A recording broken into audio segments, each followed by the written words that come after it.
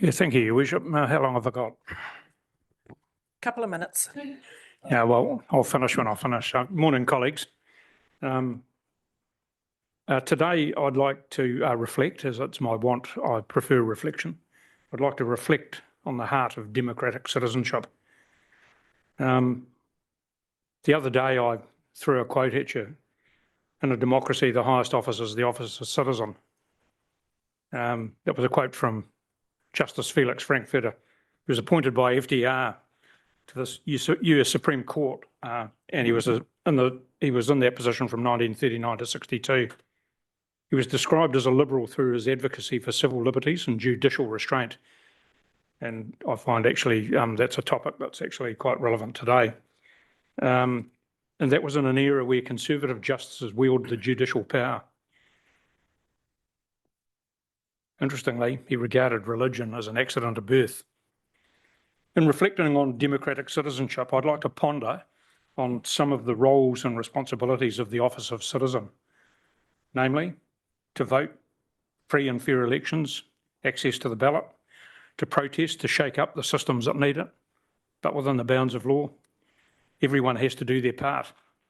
Citizens need to be consulted, asked and involved in making policy, to cultivate the habits and the virtues that support and sustain democracy, to care about others, to diligently protect the rights, interests and futures of others, especially those different from yourself and or with whom you disagree, to act for the common good and have ideals beyond your own self-interest, to be educated and informed about the issues, the candidates, public affairs of their community, to be responsible to others, to be engaged, involved, active in society and in governance, to have a working understanding of basic civics, of the process of self-governance, to exercise our freedoms, especially to think, communicate, associate, deliberate and act freely, to be absolutely committed to seeking and following the truth and without regard to ego or other self-interest, to innovate, to recognise good, better and great ideas and better ways of doing things, to bravely express ideas outside the mainstream and not repress minority views, to speak up and to be open about others' ideas and criticisms of your own, to listen to others and to opposing views and to attempt to understand them, to embrace equality, justice, freedom, liberty, integrity, honesty, generosity, the common good, to work together to solve problems, to be open to change, to be flexible, to be willing to compromise, to be committed to civil discourse and disagreement, to cooperation and collaboration, to protect and defend democracy, including the right to vote, to protest, to disagree, and to respect the outcome of elections, to show up and to speak up and respect others' rights to do the same. Justice Frankfurter, hell of a name. I've always decided it's a hell of a name for anybody to have. Justice Frankfurter, just another quote, the strength of a democracy lies in our ability to peacefully resolve our differences through the rule of law, which I think is actually quite pertinent. And just finally, on a recent quote from Sir Anthony Hopkins, he recently said that we live in a world where funerals are more important than the deceased, marriage is more important than love, and looks are more important than the soul. And in reflecting on all of this, perhaps it's time for citizens to reflect on their own CVs, and that time is now. Thank you, Your Worship. Thank you, Councillor Hadfield.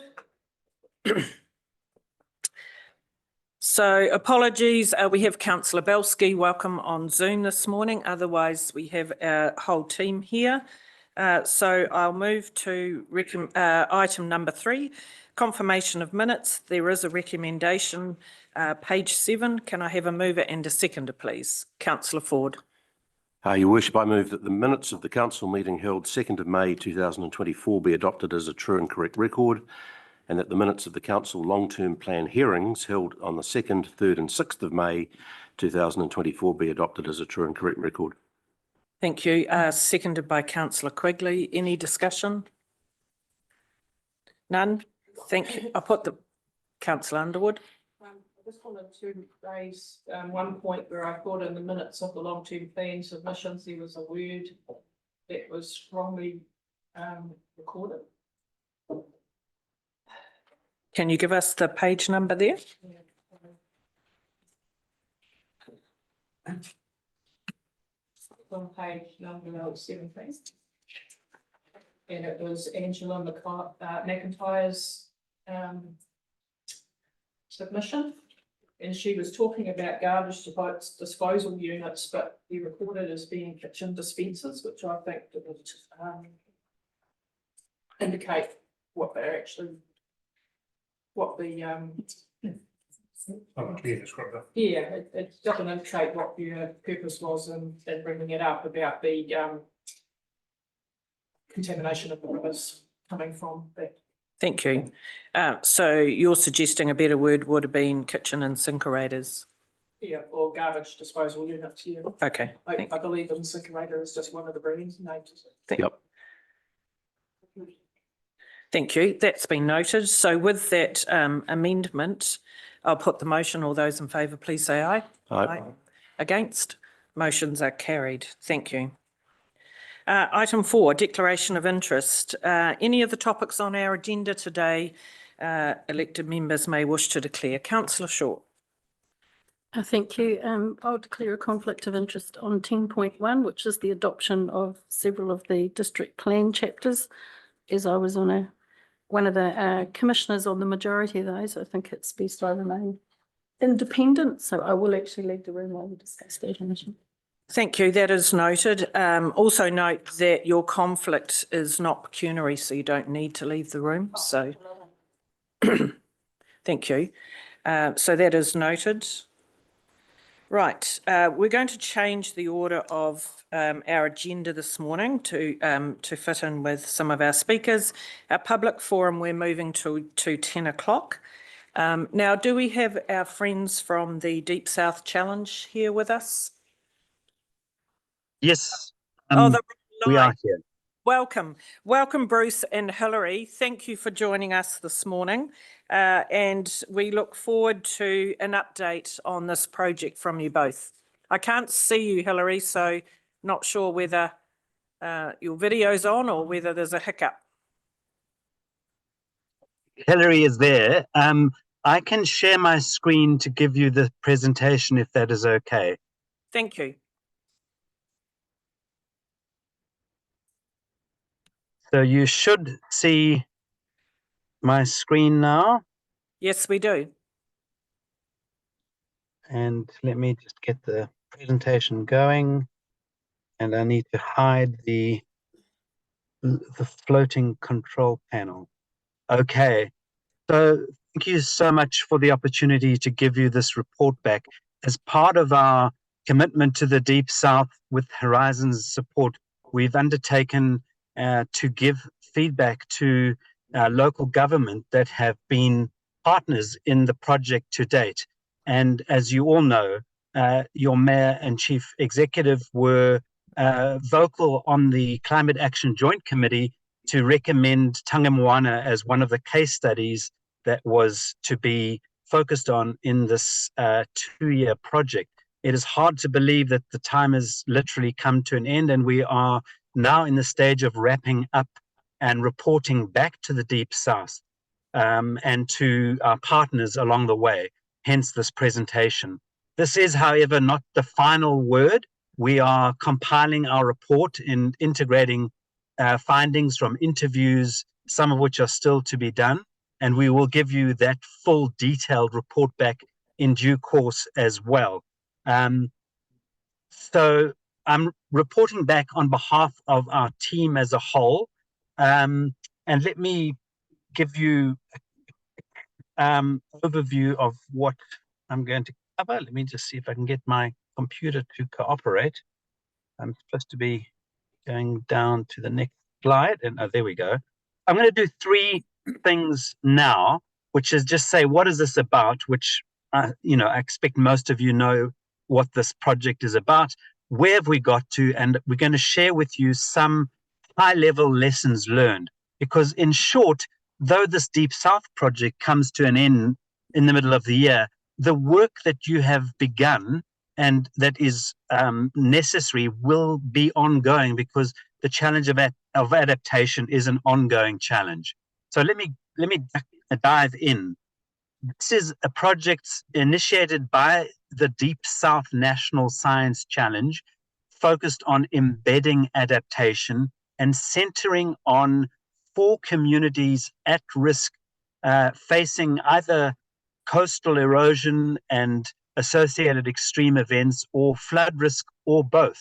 And for reasons that you will clearly understand, Tangamoana is one such community. And the suggestion to progress with Tangamoana and Pūtiki on in the Manawatū Whanganui region emerged out of the Climate Action Joint Committee. And this is all about preparing for a turbulent future, mindful of future generations. And those kids are from the Tangamoana school. So again, thank you to your Mayor and Chief Executive for advocating on behalf of Tangamoana for inclusion in this work. The aim was to create a safe and enabling environment to work together to understand risk and develop an action plan to reduce that risk and adapt over time. And the role of Massey was to be a bridge, to be an enabler, to bring parties together to do this work. And part of this was to bring together the available knowledge that we have from science, along with Mātauranga Māori and local knowledge. And ultimately, the purpose of this is not only to build capacity to adapt, but to draw insights from the learning to support future ongoing community-based adaptation work. That's the context. We've tried to work through a stepwise process, starting with how to mobilize communities, to reveal the risk that is faced, to rethink future prospects, and to work out practical ways to navigate change. Now, where have we got to? We had a signing event of a statement of intent back in November last year that was really the culmination of an effort to build a partnership between residents, your council, Horizons, Tangata Whenua, and other stakeholders. And so the signing is symbolized and is symbolic of the work done to get to this point. And you can see the various parties that were at that signing event. And what this was, simply put, was a commitment to work together. It wasn't anything more, but it's symbolic and significant because it's actually quite difficult to get to that place in our experience in working with communities around the country and elsewhere. We move beyond that into making some sense of the risk that is faced. And the focus here is not so much diving deeply into the technical detail, but rather to start to build shared understanding of that risk. And so we've made progress in that direction. Yes, there's more work to be done, and there's ongoing work to build that shared understanding, but progress has been made towards that end, including insights from the technical work that your council has done, commissioned work that's been done by Horizons and the wider sources of local knowledge, Mātauranga Māori and science. We've been moving towards developing adaptation pathways plan, which is really a plan to work out how to prioritize action in the short, medium, and long term. We haven't got to an end point on this. There's work to be done, but we have made important progress with the community through active engagement to identify their aspirations and priorities in the short term. And I'm just going to summarize this in the coming few slides, because the next logical step is to articulate that agreement or the commitment to work towards making sense of these priorities and ways to implement them going forward. So here are the kinds of actions that the community feel are important over essentially the short term, over the next decade, say. They want to build leadership to get better outcomes for the community. There are a bunch of things that they want to do, and central to this is possibly setting up some form of working group to support the community committee to make this progress. They would like to build even stronger relationships with Horizons and with your council and Horizons working together even more closely for the people of this place. So having a joined up response, exploring the possibility of having community-based facilitation capacity to support the work of Alison, for example, and also diving deeper into some of the property-specific data and information about the risk. Those are some examples. But more broadly, building a better understanding about how climate change will affect households and the community at large. And so some form of ongoing adaptation work is really important there. I'm not going to dive into more detail. We could explore some of this in Q&A after this brief presentation. Some further actions are around sharpening emergency responses and trying to secure resource to build capability in the community. Your Civil Defence Emergency Management Community Response and Recovery Plan that is underway is an important opportunity for building that stronger community capacity. The community is keen to build networks with other community groups around things like growing and sharing local food, as an example, and it's my opportunity to bring some of the people to meetings, particularly during the winter month.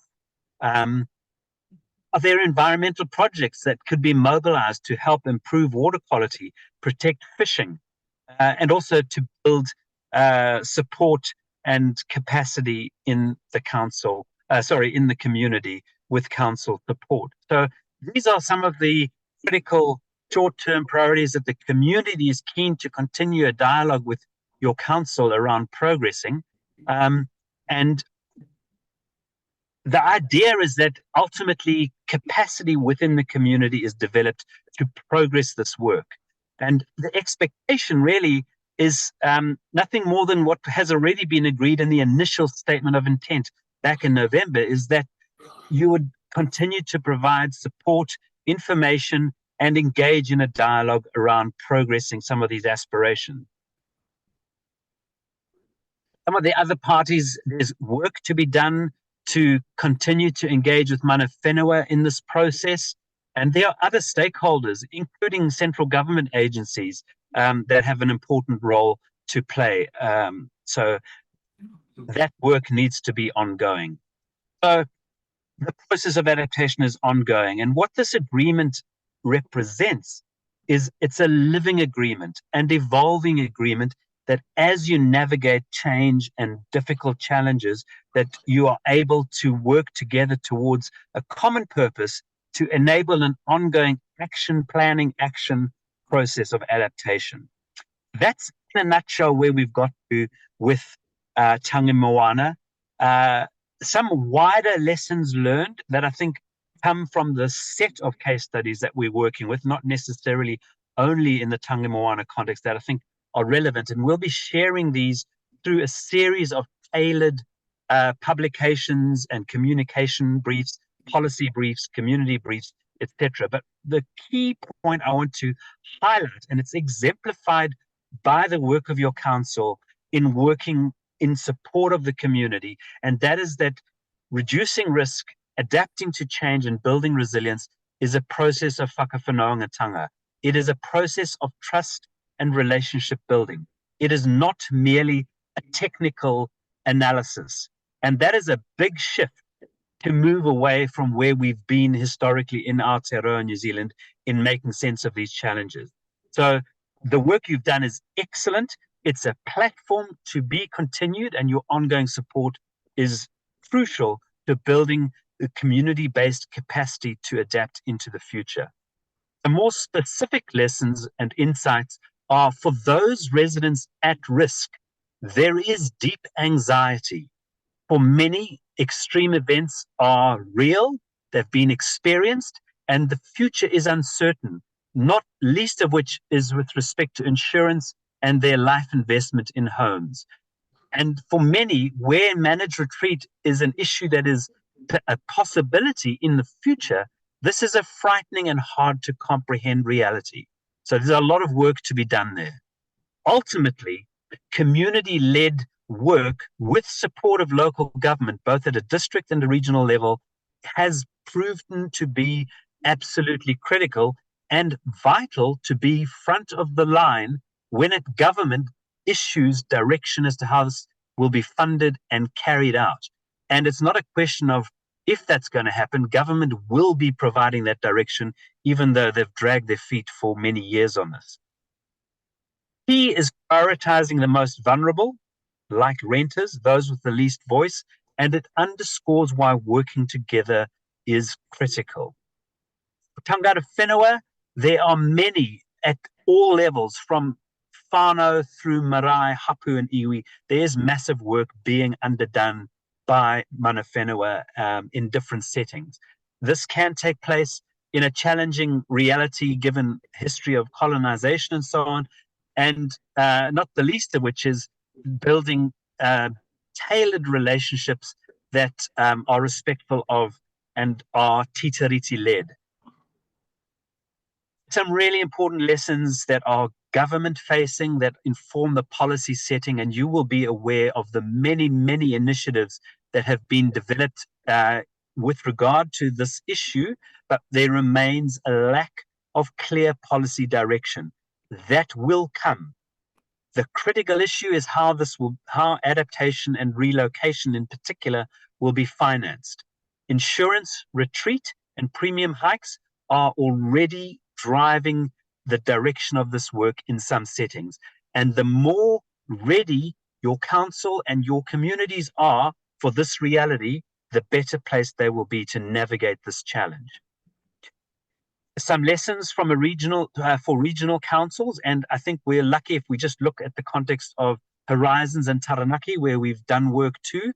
What is clear is that having a climate action joint committee where leaders of territorial local authorities and regional councils together with Tangata Whenua are working in partnership, that is an incredibly powerful enabling force in mobilizing community-based action. So that is something that Taranaki is working towards, but is not yet in place. And that's been a real constraint on our work with communities in that region. There are a bunch of lessons for territorial local authorities, and you will be more than familiar with them. I'm just going to spotlight a few key points. It is clear that there are many demands and changes and financial constraints that you are juggling that pose real constraints on the important work that you're doing. Building internal capacity to navigate what I describe as turbulent times, the changes that is happening, not only from a climate point of view, but from a social, technical, economic point of view, is really, really critical. And you play a pivotal role in community-based adaptation. And it starts not with technical analysis, it starts with agreements around the values and principles to work together. And that is what is foundational to the statement of intent that was signed, and the further work in the framework agreement that we hope to progress in the coming weeks. So building that shared understanding and continuing to work together is critical. So trust, alignment of purpose, technical support, and where possible, resourcing is really important. That's the essence of what I wanted to share with you today. So I will pause at that point. You may have questions. And Hilary is here too, and others who've been directly involved, like Alison. And obviously, there are many of your staff that have been directly involved. So perhaps they are also in a good position to address any specific questions. Thank you. Thank you, Bruce. Thank you for your presentation. Let's open it up for questions and comments, please, from our team. Councillor Blackmore. Thank you. You talk about the importance of whakawhanaungatanga and in particular the relationship perhaps with institutions like ours, like insurers. Did you, in this work or other work, have you kind of dipped in to any insights or have any insights around perhaps the drivers of, I'm going to call it distrust. I'm not sure that's actually what it is, but have you done any work there? Have you got any insights to share? I think that because our approach has been to try and make sense of the barriers and enablers to working together, yes, there are insights that come through that trust building process. And as a general observation that's not specific to Tangi Moana, I could say that in a number of cases in this project and in other work that I've done, literally from Northland to Southland, that first, we have a history of colonization. And so for many tangata whenua, the issue of trust with local government and government is in some cases a serious impediment and requires ongoing serious work to build bridges. And that, again, is hardly a controversial statement, but that's a harsh reality. And there's really good work being done by many to build the bridges and to do that work.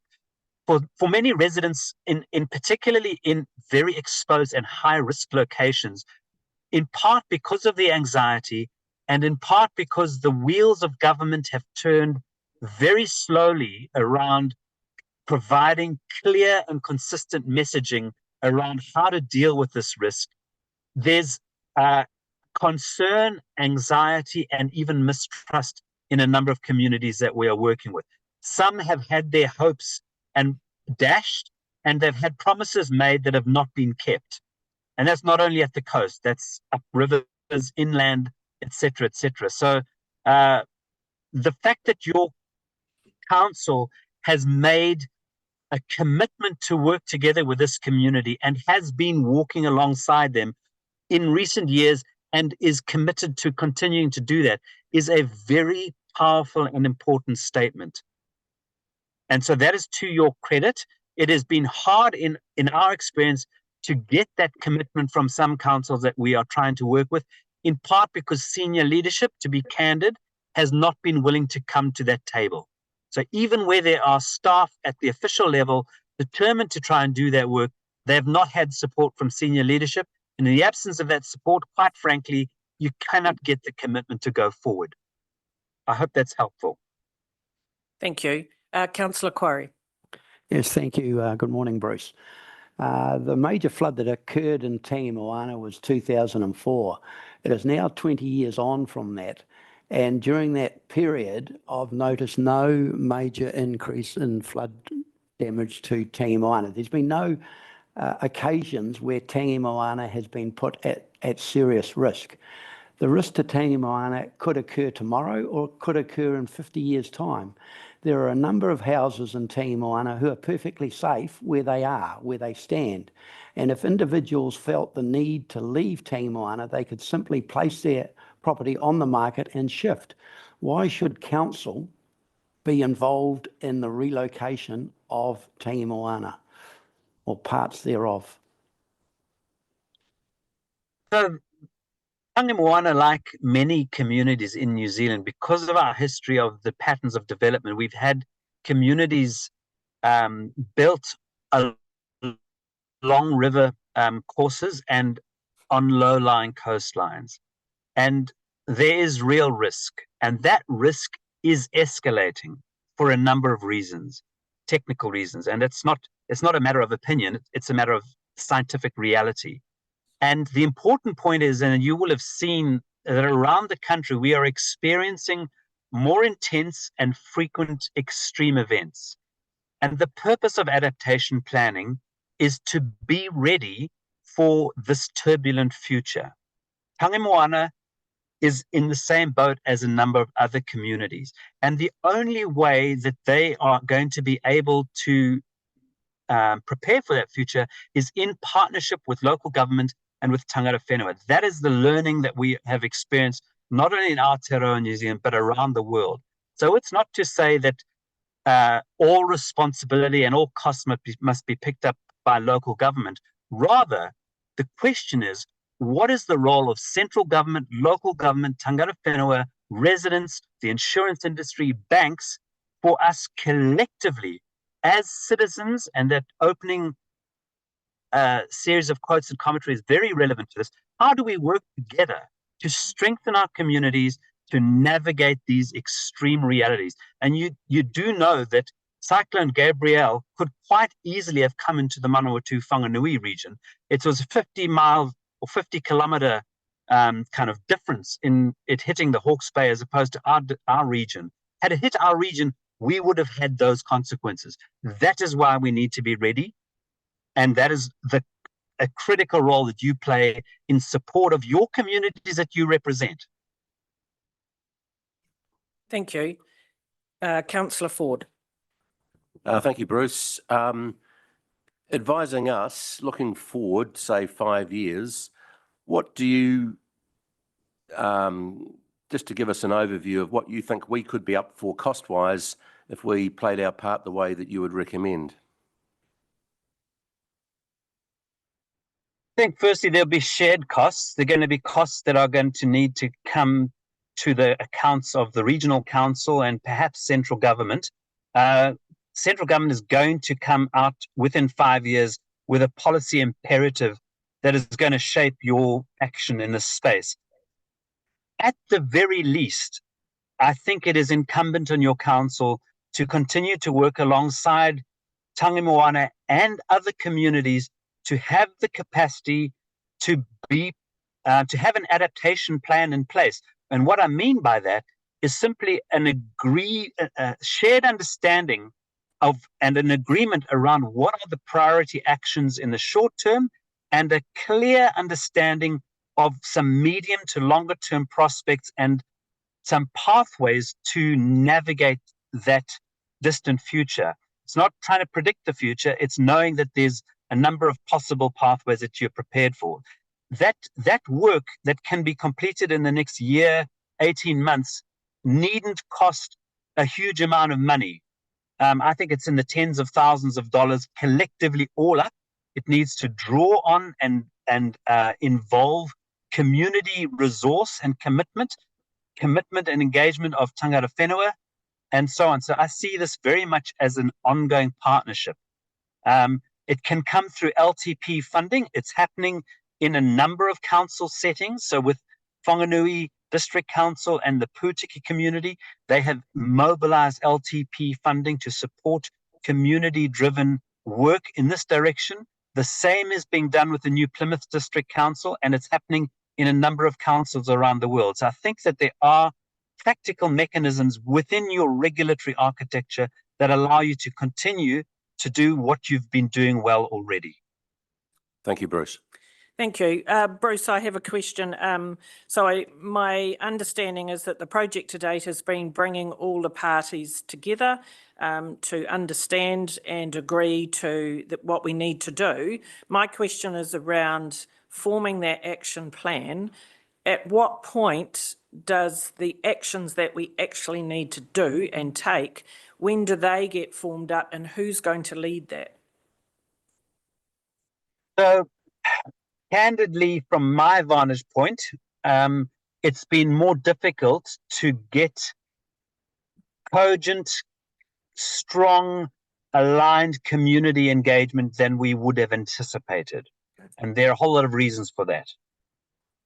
It's taken a huge effort to get to where we've got to, and a realization and an emerging recognition by the community of the critical role that they can and need to play.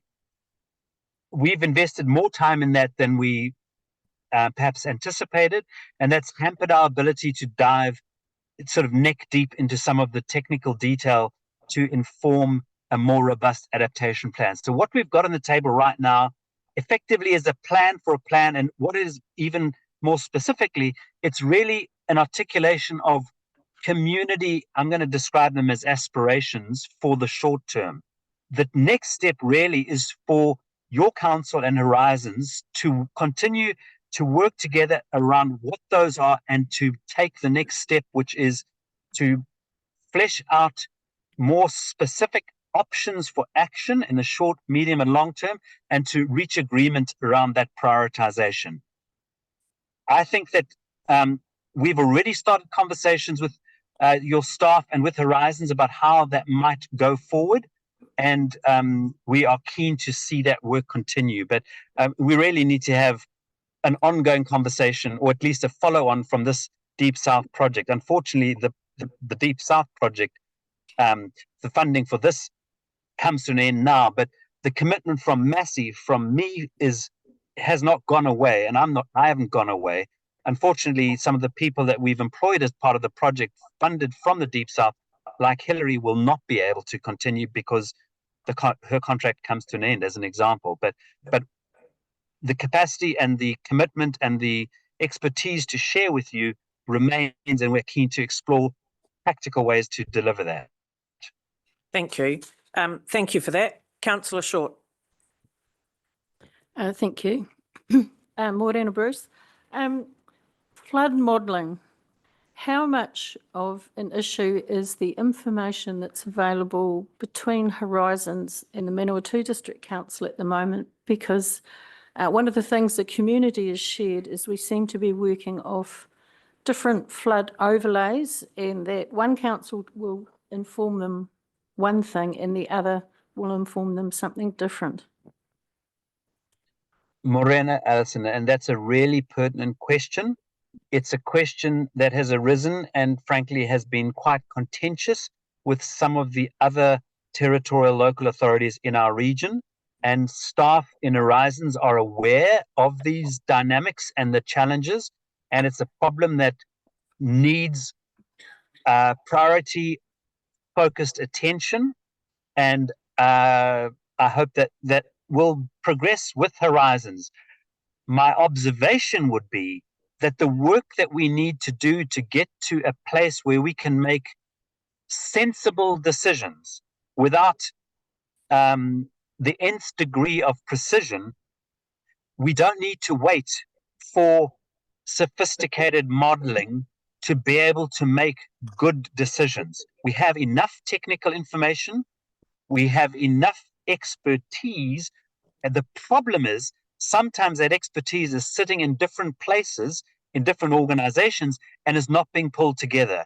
And what an adaptation pathways planning process needs to get to is bringing that together and saying, this is our best available knowledge as of 2024, or whatever the point of which those are brought together. Yes, we need to get action going to synchronize that modeling and getting it up to date. My understanding is that Horizons is about to get the downscaled IPCC modeling data from the latest assessment round literally now, and so that can inform what is quite out of date information for some of their modeling.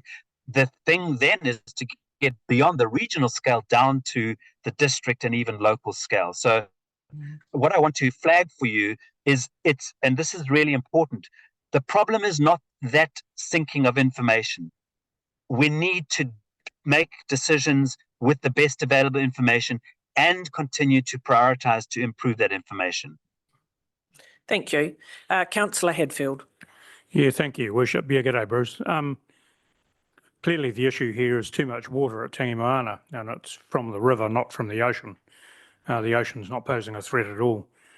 Do you think that Horizons' inability to allow gravel extraction from rivers within its purview has a significant impact on the volumetric capacity of those rivers, which in turn would have a compounding impact of less destruction at the other end? Now, I personally think that that's a significant issue, just to put it in simple terms. I'd also, just as an observation, note that the world over many centuries has faced many catastrophic events, and I think it's it's a danger to overemphasise catastrophe in a context of history. Thank you for that comment. Part of what we're trying to do is in preparing for the future, is to take a look at the long game. We tend to be focused on planning on what in human timeframes might seem a long time frame, like 10 years, but in a sort of geological and in a historical context, as you rightly point out, this is a blip in time. We need to take a longer view on things. And whilst sea level rise may not appear to be an issue right now, the harsh reality is that in coming decades, the projected rise in sea level is serious because it is going to make historically rare events be more frequent. And the reality is that means that Tangamoana, Scots Ferry, a number of other communities around Aotearoa are going to experience more extreme events driven by sea-based extreme events on a rising sea. That together with a big river that brings a lot of water downstream. So if you get a combination of a river flood on a high tide, you've got a very toxic combination. And yes, historically, there have been a lot of big events, but what is very clear is there's a statistically significant increase in the intensity and frequency of hydrometeorological events in many parts of the world, including Aotearoa. So this is not a trivial issue, and it's not the same as history. We are living in accelerating and escalating times of risk. With regard to the riverbed and to dredging, I'm sure that Horizons can give you a technical exposition of this issue. In general, and this goes back to the 2004 floods, riverbeds that have risen with increased sediment due to poor hill country management, etc., has compounded flood risk. Absolutely, you're correct on that. But the scale of a number of these rivers, like Rangateke, like the Manawatū, like the Whanganui, is that water in a major flood will blast that sediment out before you can, so quickly that it's and in such volumes that dredging is not a solution for this flood problem. That is very clear. It can be a compounding issue, but in general, it's not a panacea for dealing with this problem. If I can, Your Worship. Sure. Look, I'd just make one observation. I don't really want to get into a debate, to be honest. But if we look at the west coast of the North Island, and especially here south down towards Kapiti, look where the hydrobed is now compared to where it was, say, 20 years ago. And actually, the hydrobeds, the ocean's retreated in terms of where the hydrobed is, because I'm pretty sure nobody's been in with a 10-ton digger and shifted it. But a recent report given to the Kapiti District Council, I think, by another climate specialist, Sean Rush, showed that actually natural land movement through earthquakes and other things, the land had risen, which also has a compounding impact on where you sit with sea level rise. I don't want to debate the issue. I'm just going back to my original point of over-dramatising stuff in a historical context. Thank you. Thank you for that. The key is that we're not over-dramatising it. This is a real issue, and in relative sea level rise, but together, these factors, as we can see around the Motu, from Northland to Southland, communities are facing escalating flood risk, and we need to be prepared for that. And your council is doing a good job in that. Thank you. Nothing further from our team. Thank you, Bruce. Thank you for making time this morning, bringing us up to speed on the project, alerting us to where we need to go next and what council's role is, also with our regional council. So we thank you both, Bruce and Hilary, for your time and the commitment that you've made to the Tangi Moana community. Cheers.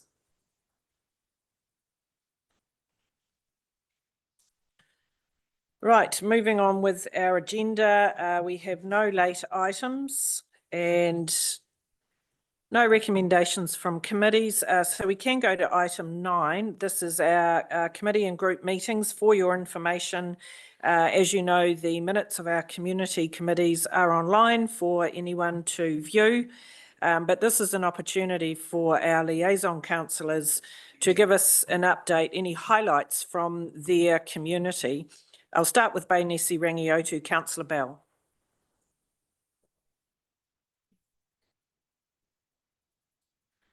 Thank you, Your Worship. One of the exciting things that's happening for Rangiotū Bainesi is the planting that's happening this week and for the next 2 weeks.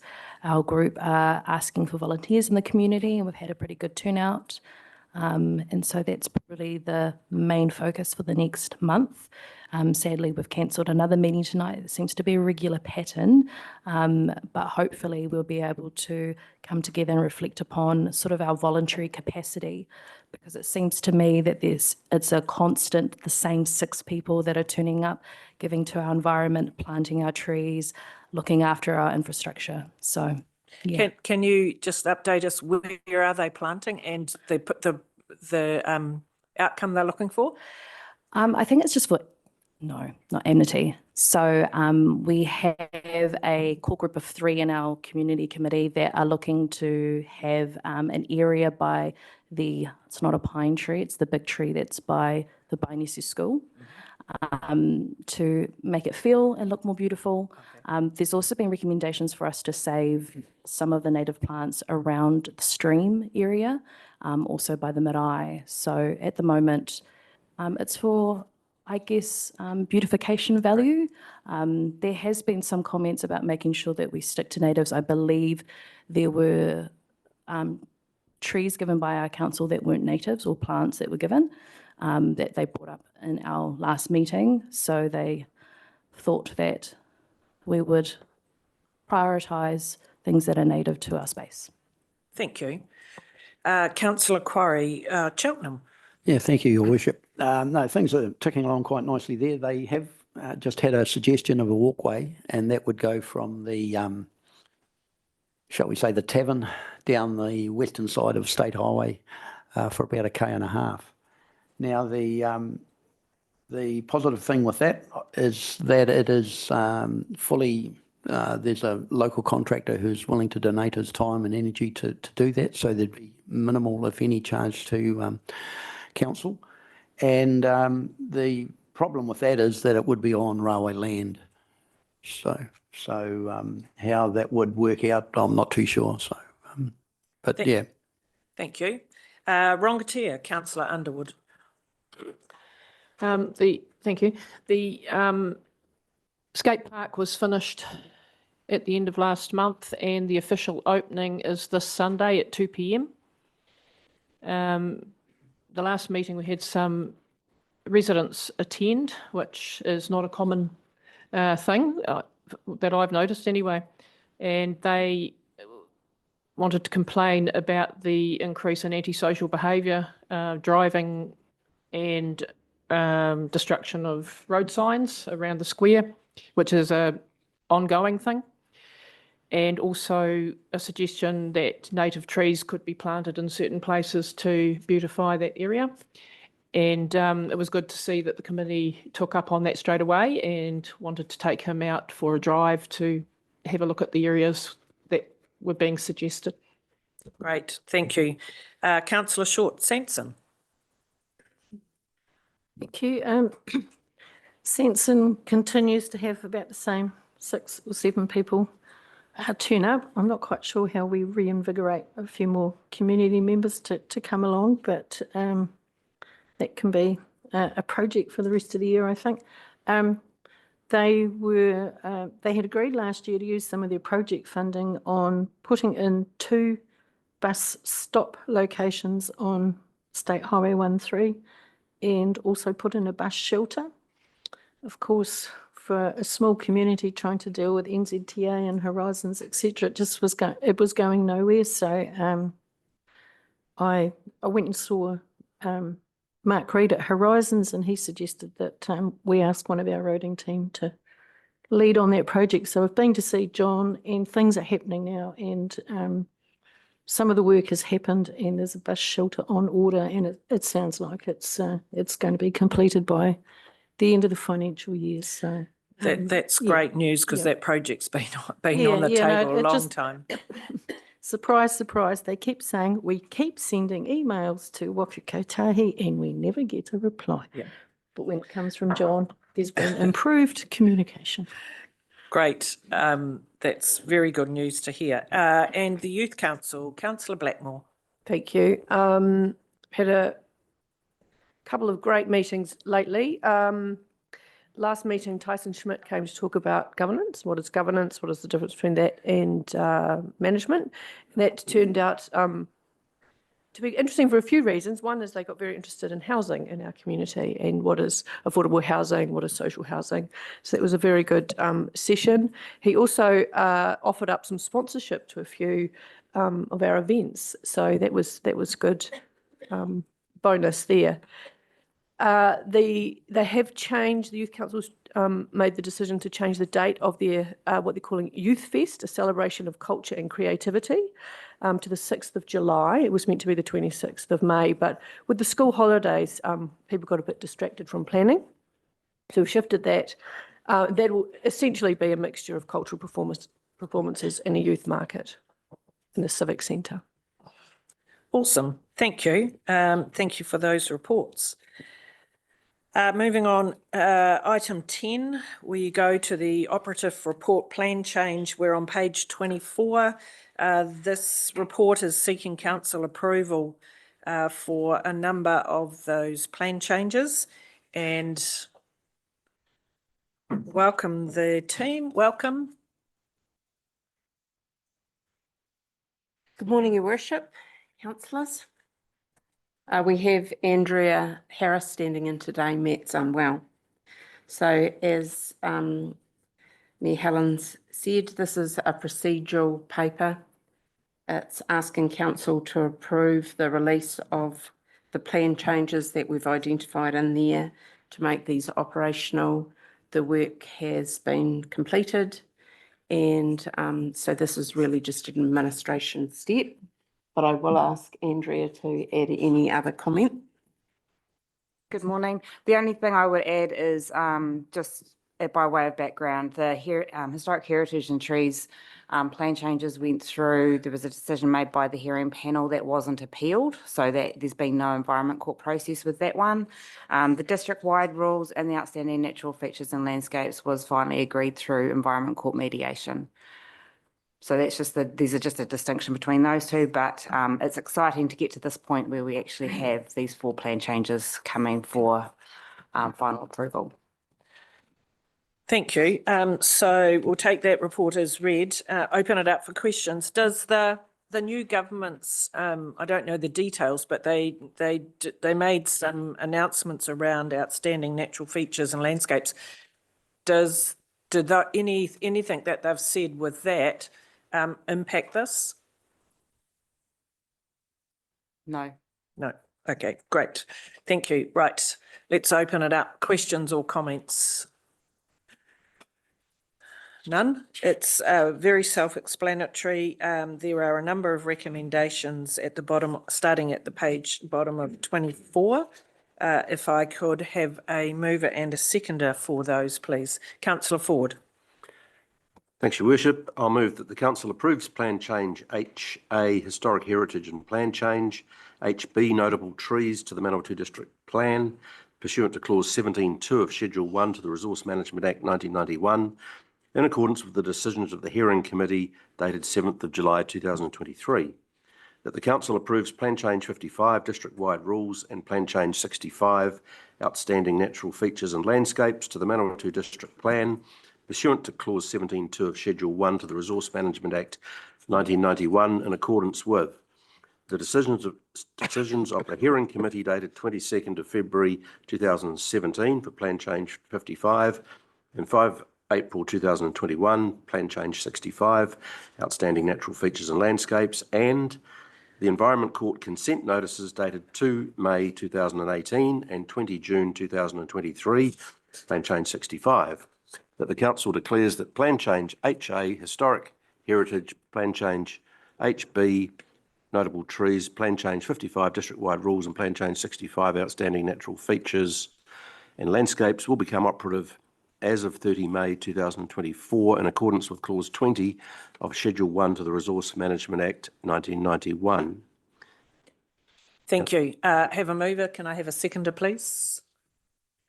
Councillor Blackmore, thank you. Is there any comment, questions, discussion? No? I'll put those recommendations. All those in favour, please say aye. Aye. Aye. Against?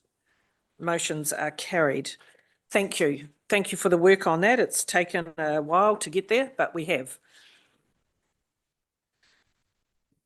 Right, we move to page 29, the capital contributions policy update. And seeking council's approval to update the capital contributions policy.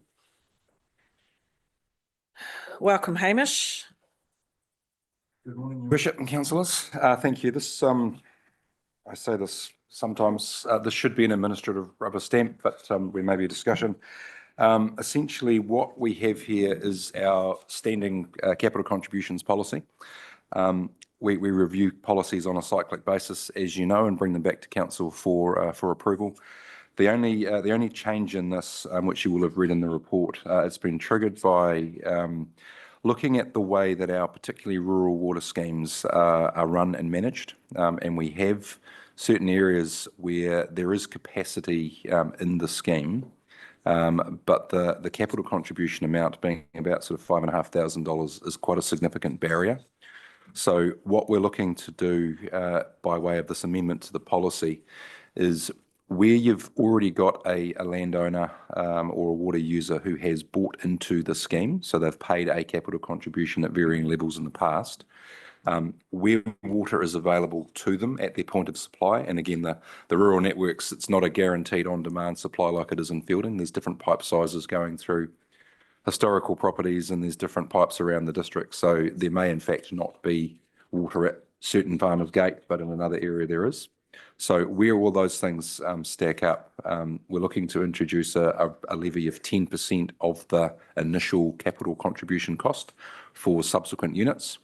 The idea behind that is to remove a significant financial barrier to people that might want to buy an extra 2, 3, 4, 5, 10 units. The more people that are connected and buying water from the scheme means there's more targeted rates coming in to help the overall costs and therefore the funding of the scheme.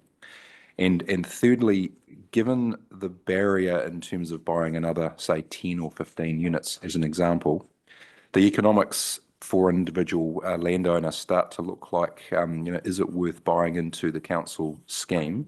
Or actually, if they're facing a bill of $100,000, it may in fact be more economic for them to put their own water supply down and then get rid of their existing units, which means you have an erosion of the number of people on the scheme, which becomes self-defeating in terms of that.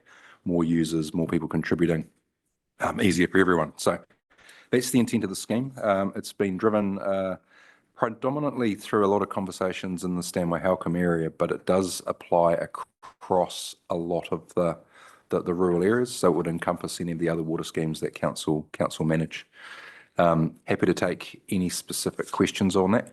One key thing that we added into the policy also was that should somebody acquire a unit at a discounted rate, if they, for whatever reason, or a future landowner no longer requires that, they're not able to sell that to their neighbour at full price, they have to surrender that back to council at no compensation to them. So they would effectively give it back to council and it's back in our stock, if you like, to then either sell to another landowner at full price joining the scheme or in a discounted way going forward. So that's the intent behind it, and happy to take any questions.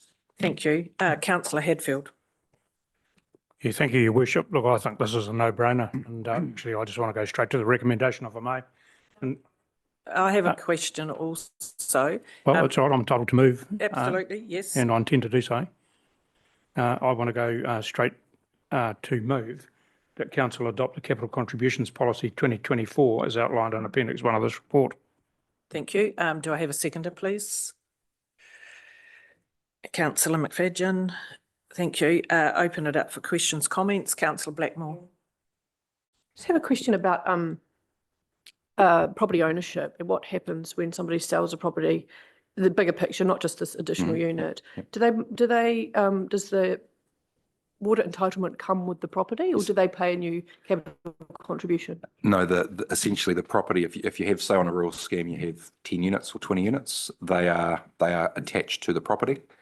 And so they are sold with the property, if you like, as well as the obligation to pay the targeted rate per unit that goes with it. And at every point of either a property sale or even running your own farming business, if you wanted more or less units, we can those options are there at any time. So same as in town, you have essentially one connection, one unit. When you buy a house in town, the water connection's there. You're not having to pay for a water connection as part of that sale and purchase. Thank you. Thank you. The question I have is, so if this is passed, adopted, what's the plan about getting the message out there? How proactive and who is going to do the promotion to the residents in each of those water schemes to explain the opportunity? Yep. So we have existing water scheme committees, if you like, Stanley Halcombe and also Waituna West specifically. So we would look to write formally to those committees and inform them of the changes and let them put that. I think the relationship we have with the scheme committees is that they are a liaison to the sort of typically the farmer user groups, and so we would put the notifications out through those and speak at committee meetings if need be, and we regularly attend the AGMs. So that's how I would envisage the communications going out to the affected parties.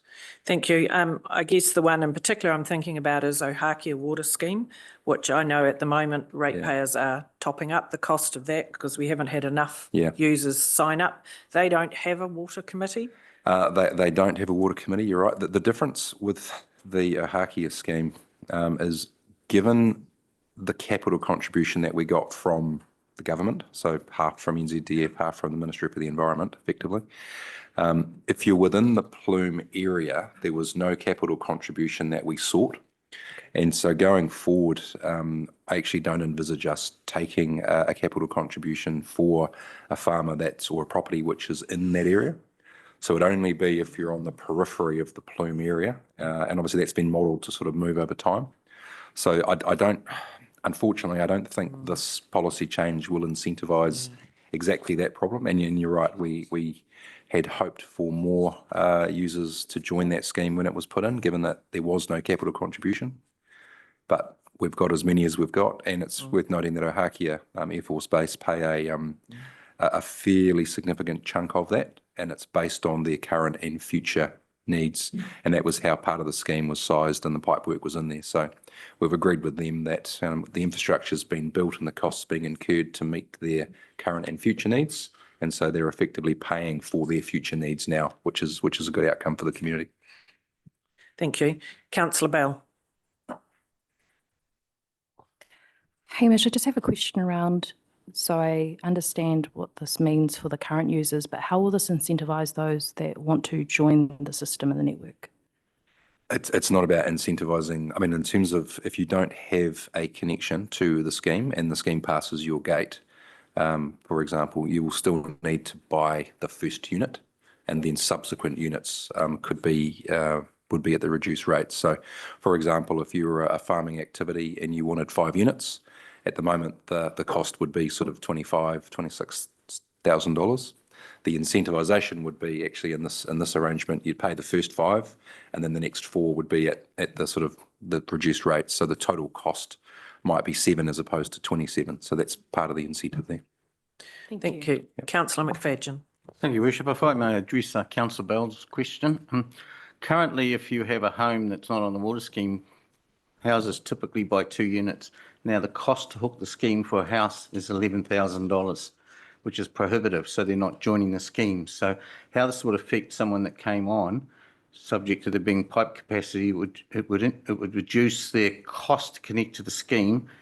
They would pay 1 unit at full value, $5,500, and any subsequent units at 10% of the ongoing value, not the original value. So that means that it would reduce the connection cost by $5,000. Does that answer the question, Councillor?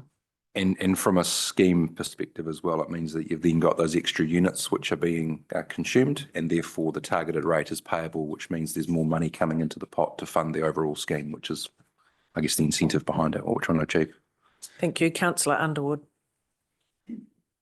Thank you. And the cost to council of someone connecting another unit would just be administrative via rates and maybe adjusting the restrictor in the tank? So where a new connection comes in, any connection cost, like the physical service connection, that's an additional charge that the landowner household pays. And yes, in terms of additional ones, it's essentially one of our in-house team would change the restrictor on it. If there was a significant increase from, say, 2 units to 20 and it required an additional pipe upsizing as part of it, that would be a cost we would look to pass on to the property owner as well. Thank you. Thank you. And with this change, any new schemes that come on board, does this impact them? I'm thinking of Vinegar Hill, potentially any new schemes that come on in the future. It would do, and would need to probably adjust either the wording of this policy to include future new schemes, because we have listed the schemes that we have, or a part of putting in a new scheme would be working through the economics of that. And again, any new scheme, it comes back to the economics of how it's funded, what level of external subsidy there may be, what level of interest from the community potential users to pay their share. So we would need to work that through, but the intent is much the same. I mean, these schemes are typically older schemes that we've had since they were sort of put in place with a government subsidy back in the 80s. And so they're not carrying large amounts of debt that we're relying on new connections to pay that debt. It's very much just an operating scheme. Then we depreciate them to pay for the renewals. And so we're not sort of cutting off any line of funding that we're relying on. It's just getting more users on the scheme to pay more targeted rates. So therefore, what you're saying, you don't see any value in adding any future schemes into the policy now? I think it would be prudent to suss out the economics of each of those schemes, depending on how they're funded at the time, and then we could subsequently add them in. Thank you. Any further questions, comments? No. So we have a mover and a seconder. I'll put the motion. All those in favour, please say aye. Aye. Aye. Against? Motion is carried. Thank you. Your Worship. Thank you. We go to 10.3. We're on page 41. This is the adoption of remuneration and reimbursement for our external community members policy, which we are talking about two committees in particular, the Creative Communities Assessment Committee and the District Licensing Committee. Welcome, Frances. Thank you, Your Worship, councillors. As Your Worship has pointed out, this policy covers the two committees, Creative Communities and District Licensing. We're not proposing any changes for Creative Communities, but the paper puts forward a 3% increase for the District Licensing Committee, which is the maximum allowable under the relevant legislation. If there are any technical questions, the Chief Executive may be able to answer those. Ash sends his apologies, he's away unwell. Thank you. So no change being proposed for Creative Communities. Thank you. Any other questions, comments? Councillor Short. Thank you. I just wondered about the independent member on audit and risk. Are they covered by this as well? Because no, not by this. Not by this, by something else. That's an independently negotiated amount with that member. Thank you. Councillor Campbell. Councillor Campbell. Yeah, thanks. Just an item, point 2.4 on page 43. I wasn't too sure if that was clear enough. The rate agreed there is $80.34 and $52.53 per hour. But then 2.4 says the hourly fee covers both pre-meeting work and attendance at meetings. So does that just mean they paid for the time of the meeting, or are they paid for the time of the preparation as well? Yep. Hourly rate for both the pre-reading and the meeting.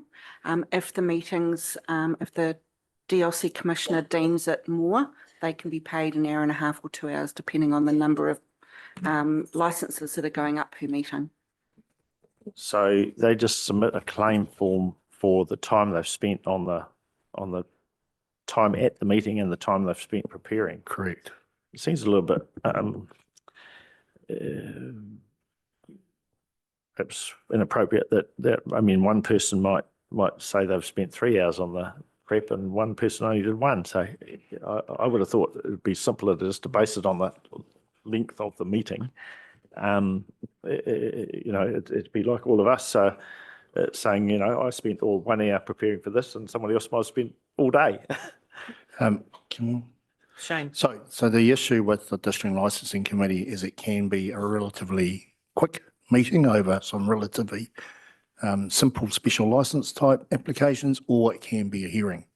So the one sort of approach fits all doesn't really apply because they do have a different amount of work depending on their license application. I'm confident under the previous Commissioner Rod Tipkins and the now Commissioner Ross Brannigan that that's scrutinised very closely. Thank you. Councillor Short. If I may just comment as the councillor's representative on that committee, the workload varies from meeting to meeting. There's 2 meetings a month.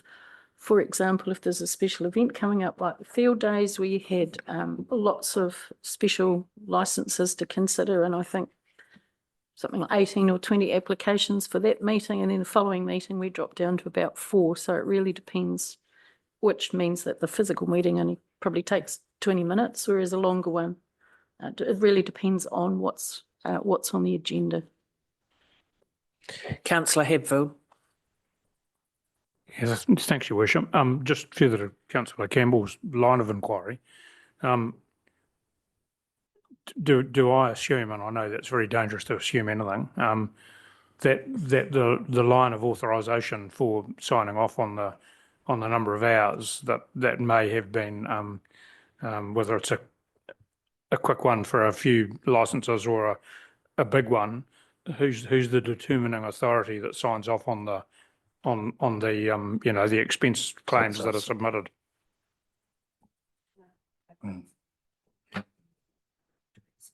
Yeah. So ultimately, the commissioner in charge of the committee signs off on the amount of time that goes to the regulatory services manager. So that's now Jason, and he scrutinises that and has the delegated authority financially to sign it off before it's paid out. Very similar to your claims. So essentially, the commissioner actually is in charge of. Well, he's the determining factor on the time spent and what he considers fair and reasonable time allocation. That's right. Thank you. Councillor Underwood. Thank you. In the draft there, in the table, the mileage rate is missing. It says it's in accordance with inland revenue. Are you assuming they're going to change it, or is that why it's blank? Yes, I can answer that. So inland revenue do update those rates periodically. And so the point here is to have it blank so that it just updates automatically when the IRD update their rate. Okay, thank you. It's deliberate. Thank you. Anything further? Otherwise, we have a recommendation on page 41. Do I have a mover and a seconder, please?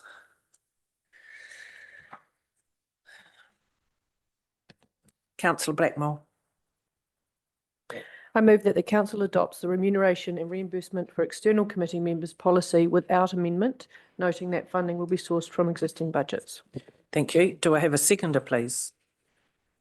Councillor Underwood, thank you. No further discussion. Councillor Short. Sorry, I didn't pick this one up earlier. I should declare a conflict on this one because I do have a pecuniary interest, so I won't vote. Thank you. Any further comments? If not, I'll put the motion. All those in favour, please say aye. Aye. Against? Motion is carried. Thank you. Right, we will now break for morning tea, please. Please be back ready to start sharp on 10 a.m. Thank you. He had to change motel units. I think he got booted out of the one he's in, so he's had to go and find another unit. Love it. Just told me last night you were deep negotiation.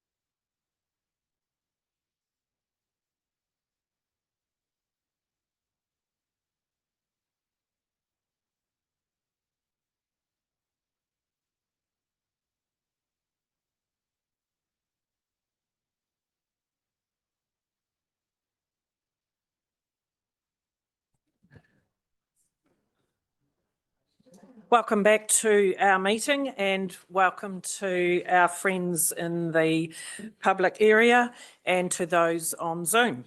So we are going back to item 5, which is our public forum. This morning we have 3 speakers who have asked to speak individually. And I welcome up first, please, Philippa Williams. Come and join us at the table. Just turn the microphone on to green and you're good to go. So you have 5 minutes. Thank you.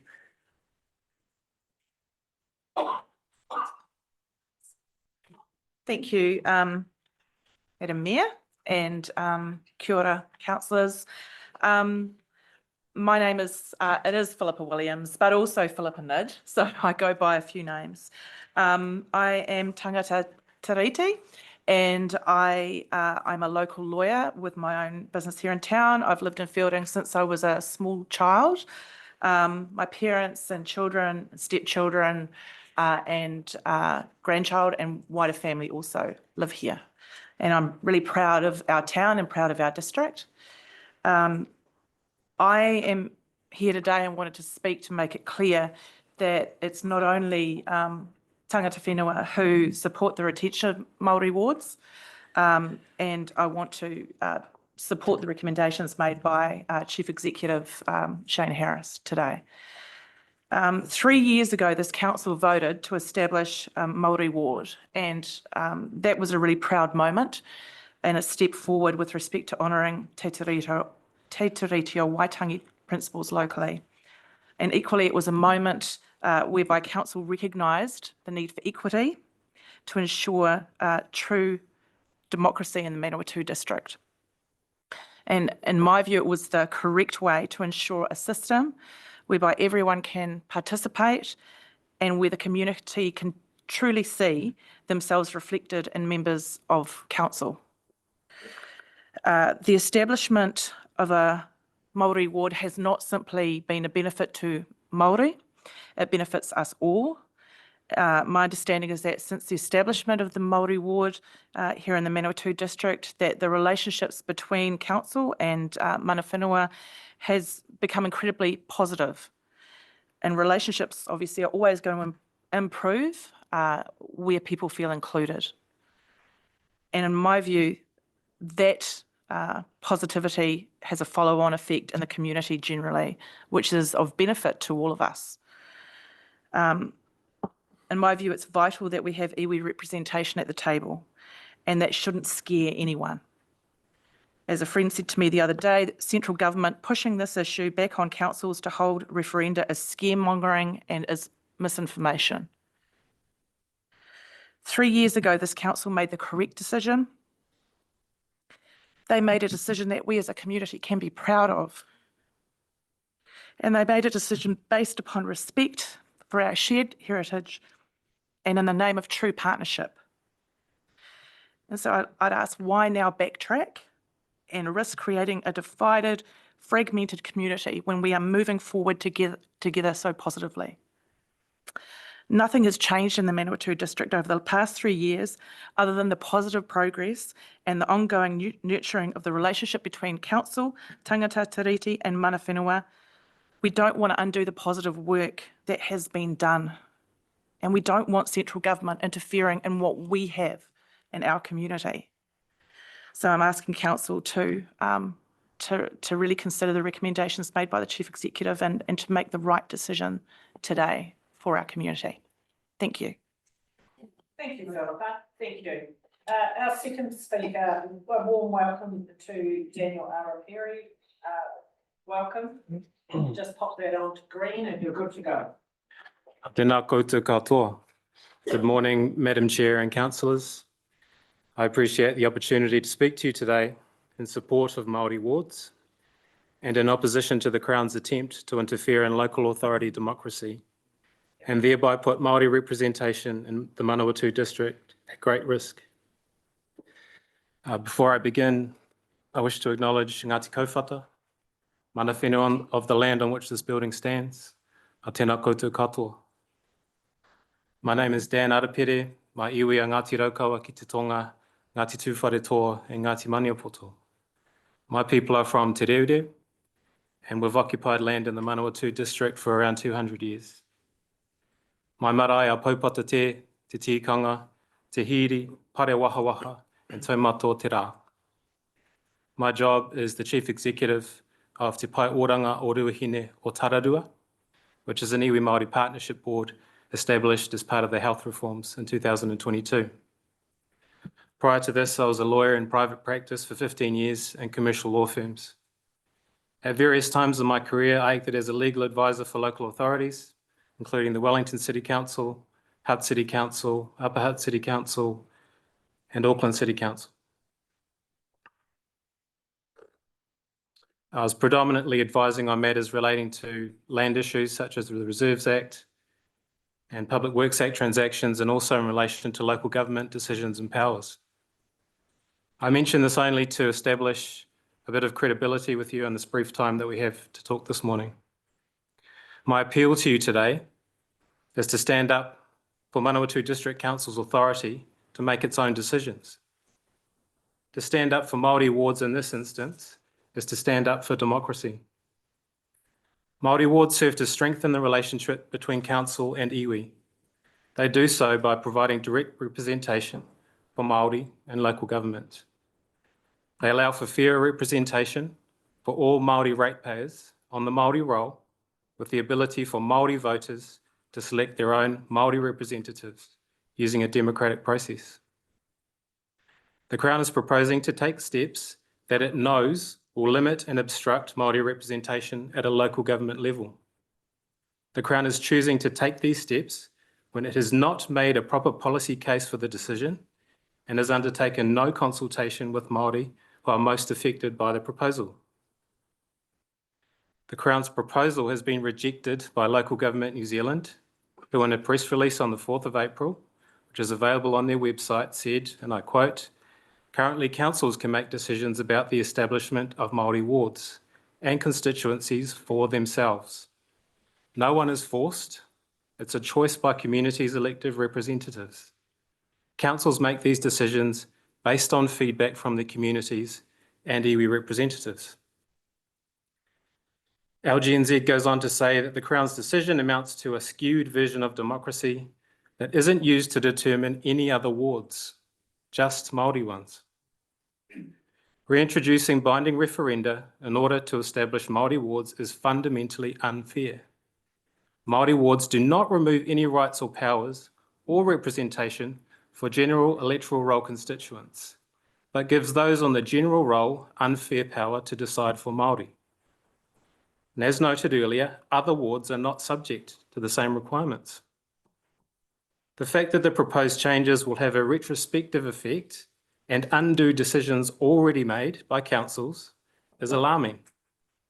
The proposal by the Crown to not only reintroduce the option of binding polls, but to require councils that have already resolved to establish Māori wards to hold one, or else reverse their previous decisions, is a complete overreach by the Crown on local government decision-making. It is ironic that the Crown's proposal will have the effect of undermining and undoing decisions reached by councils following extensive consultation, when the Crown has undertaken no consultation itself on the proposed changes. My challenge to you, Madam Chair, and councillors, is to stand up for Manawatū District. In doing so, you will also be standing up for Māori wards and for iwi, and will have the opportunity to build a better, stronger relationship with a section of your constituency that is traditionally marginalised and difficult to reach. Thank you. Tēnā koutou katoa. Thank you, Daniel. And finally, welcome. Welcome to Meihana. Meihana's on Zoom this morning. Kia ora tātou, mihi ana ki a koe te kahika Helen o tira koutou katoa.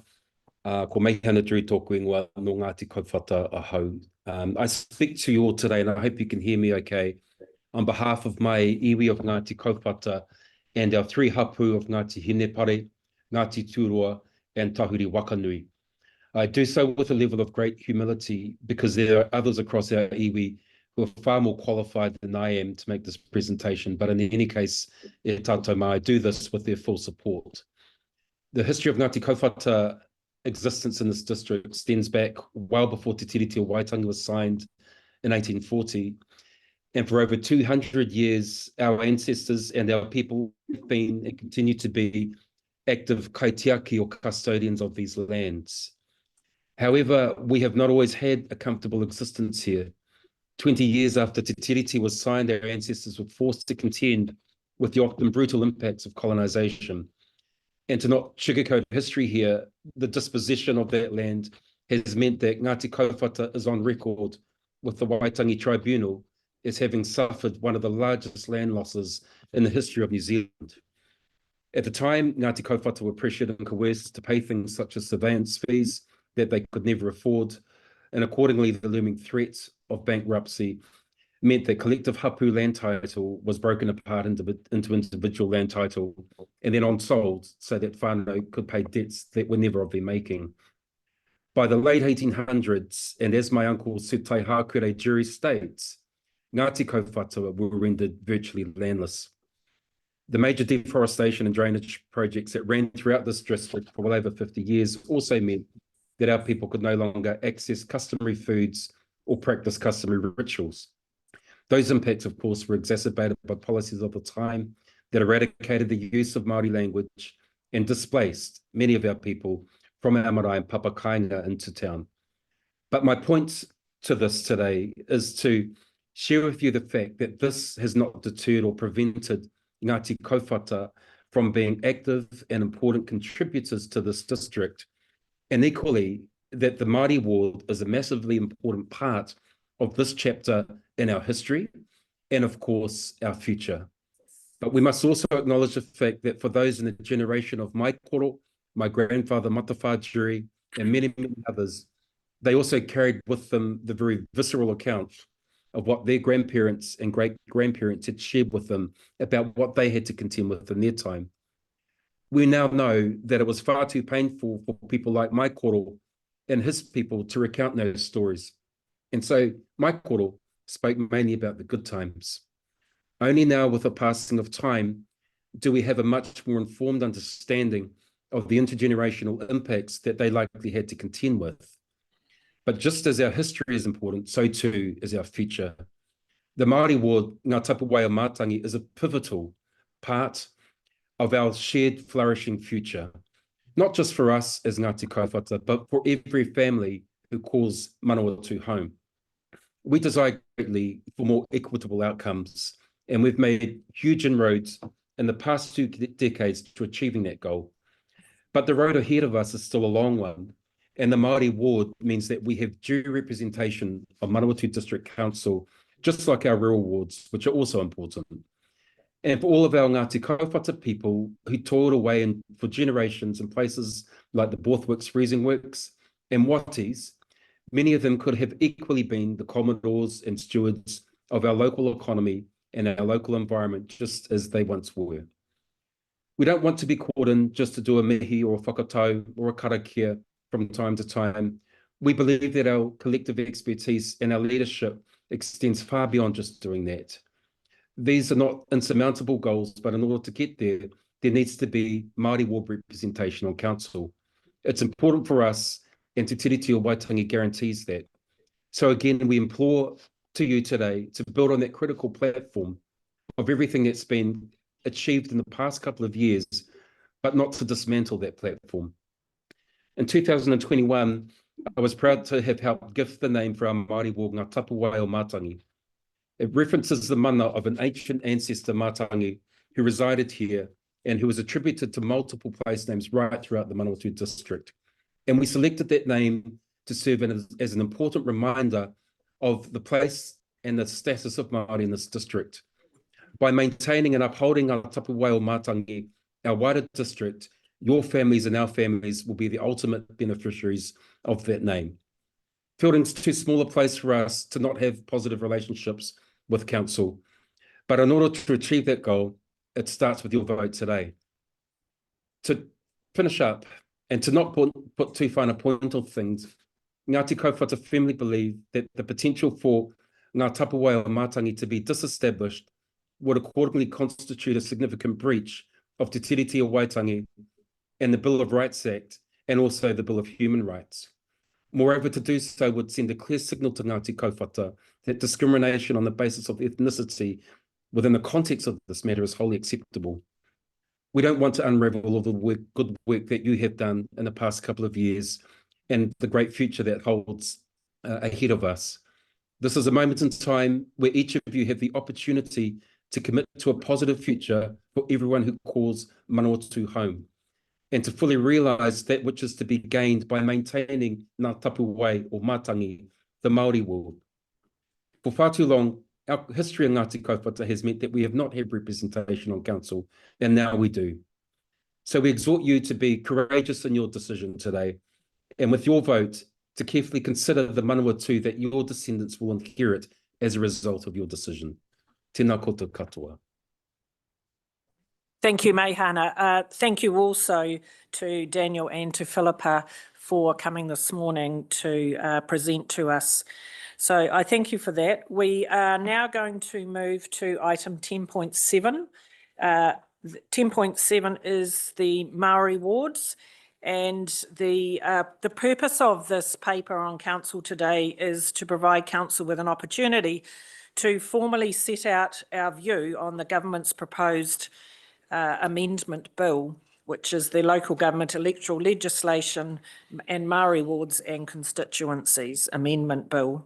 So I'm going to ask our Chief Executive, please, we have the report, it has been read, to take us through this, and then we will move into discussion. My intention is to take each of the recommendations separately, and I will be moving recommendation 2 to number 1.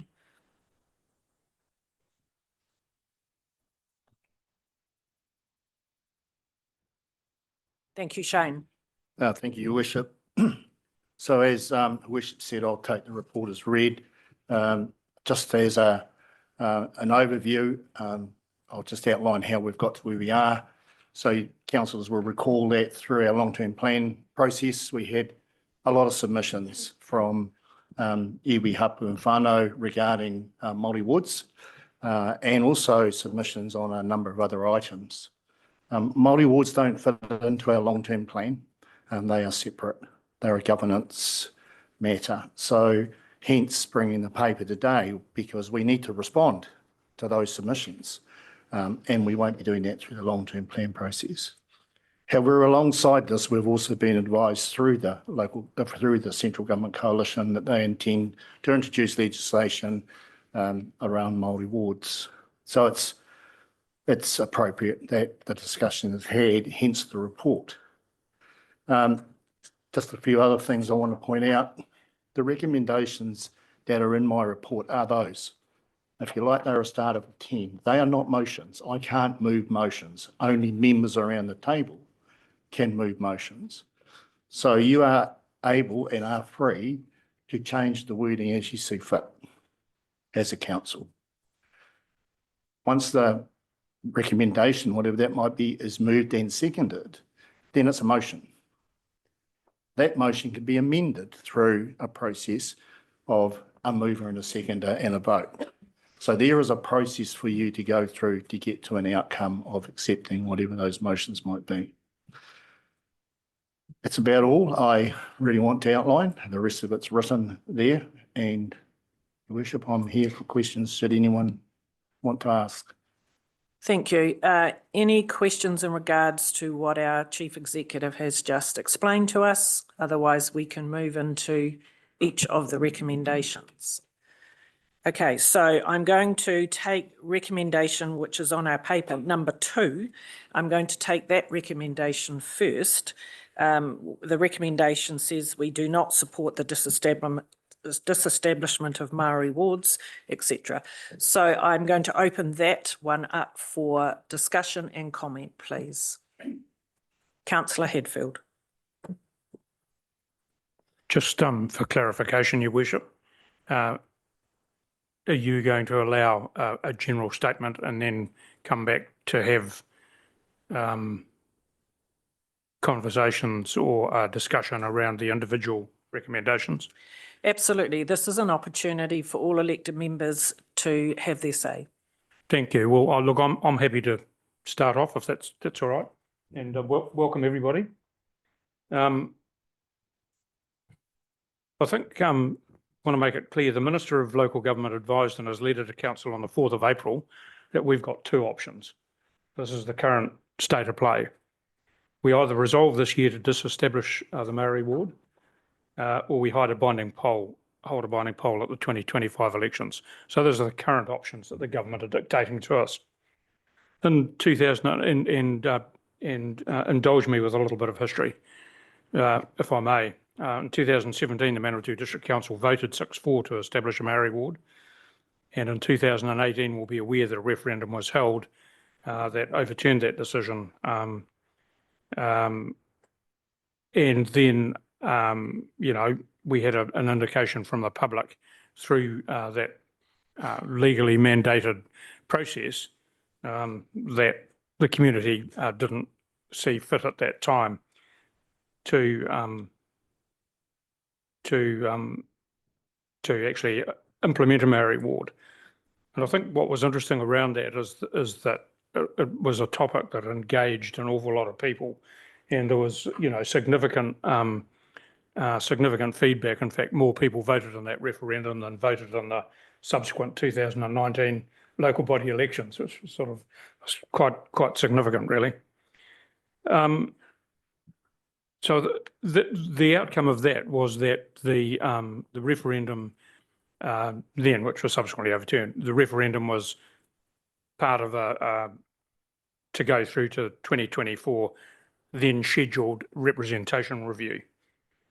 But clearly in the resolution that was passed on the 6th of May to defer was overturned on the 20th of May 2021. Look, I think on that, my address to council on the 6th of May, I covered off the topics of community feedback, the moral dilemma of representing community views in a significant portion or significant numbers, subsequent actions and events, history after the 20th of May 2021. And I just do want to touch on another point I made in my address on the 20th. Regardless of your point of view, democracy dictates all views expressed without hatred or intent to incite violence are valid when expressed with respect. And I think that's a situation that we need to maintain. I also called out the vitriolic behaviour of gutless keyboard warriors on all sides of the debate, who dished out personal and threatening insults and purveyed much misinformation. And I want to be clear, that happened on all sides of the debate. And quite frankly, that type of behaviour is totally unacceptable. And it actually doesn't fit with the roles and responsibilities of the Office of Citizen colleagues that I alluded to at the opening of council this morning. And I regret you good folk weren't here for that opening. Just touching on what local government President Sam Broughton recently said has come up. He's accused the government of overreach, stating that for the rules to apply only to the establishment of Maori wards and constituencies, and not all wards, shows a lack of fairness. Others, such as rural wards, do not need a referendum. We say that the government needs to apply them to all wards and constituencies, or none at all. And I think that's actually Local Government New Zealand's position. And actually, some in many would assert that that's actually a fair argument. Feedback I've had, and I'm just going to share feedback I've had, which I feel it's my duty to share and reflect on, highlighted a couple of issues with Mr. Broughton's statement. And clearly, a lot of people indicated to me that they thought as Mayor of Selwyn, he's quite entitled to make the comments he did. Other than that, I think some of the comments he made on behalf of all councils might have been perceived by some to be a bit of an overreach. In as much as it's an issue that probably is unpalatable, and a lot of people don't agree, this is an area of disagreement, is comparing a geographic ward with an ethnicity-based ward is an issue that a lot of people have an issue with. And I think, a question I got asked the other day, should we have a ward for women or a ward for pensioners? Not quite sure how to answer that, but that's a question that's come to me from members of the public. Further, the other statement Mr. Broughton made was that empowering local government to make decisions about their own communities is what this government campaigned on and is not being delivered on. And the only thing I'd point out here is that central government legislation doesn't allow local councils to make an awful lot of determinations. And when we look through all legislation, including the RMA, goodness me, we can't even set our own parking charges. It's as simple as that. And I think there are so many areas where government overreach into local government that I don't think we'll have any problem with that.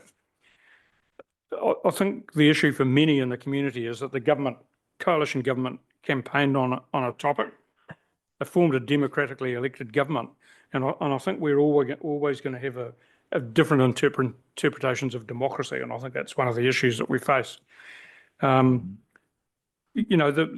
government set out what they intended to do, rightly or wrongly, but they were elected in a democratic election. I think the last government, through local government Minister Mahuta, made changes to the Local Electoral Act under urgency and repealed sections 19ZA to G inclusive of that act, allowed 2 days for submissions and, in my view, undermined the democratic process. The current government, at least, is open to the process of hearings through the select committee process. It's clear to me that the perceived paths of mistrust exist between the community and democratically expressed views of some in the community and decisions made by elected members, ignoring, for want of a better word, significant community feedback. And actually, even at our council in the last representation review, we ended up paraded in front of the Local Government Commission because we didn't actually listen to the community, basically. And it's actually in all of this, we often wonder why interest in local government is rather powerless. But of the two options dictated to us by government, I want to be clear that dictated to us by government, the only appropriate one for us is not to disestablish, because we've been given two options, to either disestablish or option B, go to the referendum. So that's currently what's on the table. It's my view that there's no advantage in disestablishing. And by default then, if the current intent of the government goes ahead, we'll end up with a referendum. But I think in terms of, from my perspective, where we're currently facing two options, to disestablish is not the right course for us to take in terms of those two options. At the end of the day, and again, this is a debatable point, and sometimes in a democracy we accept that the majority vote carries the day. Now that again may be unacceptable to some. But look, those are my opening comments, Your Worship, and thank you for indulging me. Thank you, Councillor Hadfield. Councillor Campbell. Yeah, thank you, Your Worship. First of all, I'd like to thank and acknowledge the submitters to our recent LTP hearings and today's public forum. Thank you very much. What's upset me most about this policy is the continued interference by government, central government and local government affairs. And this simply undermines the principle of localism, which is crucial for economic governance, for effective governance. We understand our community far better than politicians in Wellington. And a one-size-fits-all policy does not suit our local context. So when national politics intrude on local decision-making, it erodes public trust in us as local councillors. And we already face challenges in engaging with our community, and this type of government policy simply does not help. This is a policy we didn't ask for, and it provides no benefit to our community. And in my opinion, we should retain the status quo. as Auckland Mayor Wayne Brown aptly put it, we want Wellington out of the Manawatū. The government is applying a political position to a problem that simply does not exist here. So on the basis of these thoughts, I'll support all the recommendations on today's agenda. Thank you. Councillor Quarry. Thank you, Your Worship. Yeah, once again, thank you very much for coming along to address us this morning. I support the comments of my colleague, Councillor Hatfield, but I believe you deserve to know the reasons why I support those comments and why I think the way I do. There are two parts to that. The first part is that my history goes back to the Isle of Man. Our forefathers came here in 1876, but before that they lived on the Isle of Man. Now, those of you who don't know where that is or don't understand it, it's just off the coast of England, a small little island. It's been a tax haven for a number of years. But the most notable thing about the Isle of Man is that it claims to be the oldest democracy in Europe. And I'm talking over 1,000 years. Now, democracy to me is one person, one vote, totally of equal value. So that's the reason, one of the reasons why I strongly oppose these points that we're debating now. The second reason why I strongly oppose them is that I have served our country on active service in a number of positions with the Army throughout the Pacific. Excuse me, Councillor Quarry. I'm sorry to interrupt. Can you just move your microphone just a little bit? You're a bit too close. Okay, thank you. Where was I? Yes, I've served our country on active service throughout the Pacific, and I've seen what happens in states where you do not have a democracy, where you have tribal rule, where you have points where votes don't count. And that is the last thing I want to see here. Okay, so those are the two reasons why I'm strongly opposed to Maori wards. Okay, the belief in democracy, and I've seen where we're posted overseas, what happens when you don't have that. So there's a number of points I'd like to make. First of all, I believe you deserve to know I was the lead petitioner against Maori wards. So I'm just putting that out there as well.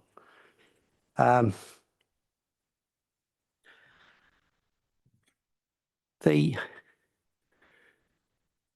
point we made that not the previous election, but the election before, there were no Maori candidates. Okay, we had a hui, we had a lot of people here complaining about the lack of representation, but how many put their hand up and stood for council? And I don't recognise any. That was 2 elections ago. That was after Barbara Cameron was here, a lady who I had the greatest respect for. Okay, if you don't put your hand up, you won't get elected. Now, there's a number of you which I believe would be very, very good councillors. But once again, if you don't stand, you won't get here. Now, this leads me on to the next point, and I'm not making a personal attack to Bridget. I believe she's done a fantastic job in her role for the Maori ward. I believe we have a good working relationship. She may disagree, but I believe we do. But when I look at the voting numbers, and I'll just read them out, I think you need to reflect in the mirror as to what's happened. Now, the census in 2018, 4,986 people identified themselves as Maori, and that's fine. 44% of those were aged between 0 and 19. Okay, that was in 2018. So that leaves, this is a 2018 census, that leaves 2,752 people over 19. Okay, just remember that figure, 2,752 people. The electoral data from October 2022, only half of those were on the Maori roll. So we had 2,752 who identified as Maori, Only half of those were on the Maori roll. So that leaves 1,486 on the Maori roll. How many voted? 435 voted. If you don't vote, you don't get a say. So 435 out of 1,486. That was 29%. So less than 30% of those on the roll voted. If you want to have representation, you have to vote. If you don't vote, you won't get it. Quite simple. So that comes back to my comments in regard to democracy and voting. I've got nothing against candidates standing. I have it against when it's based on a racial role. So I believe you deserve to know my reasons. I've told you what they are, and I'd like to think that we can respect those points. Thank you for listening. Thank you, councillor. Any further questions, comments? Councillor Blackmore. Thank you. First, to be clear, and it will come as no surprise, I state my support for all 4 recommendations outlined in this paper as presented by council officers.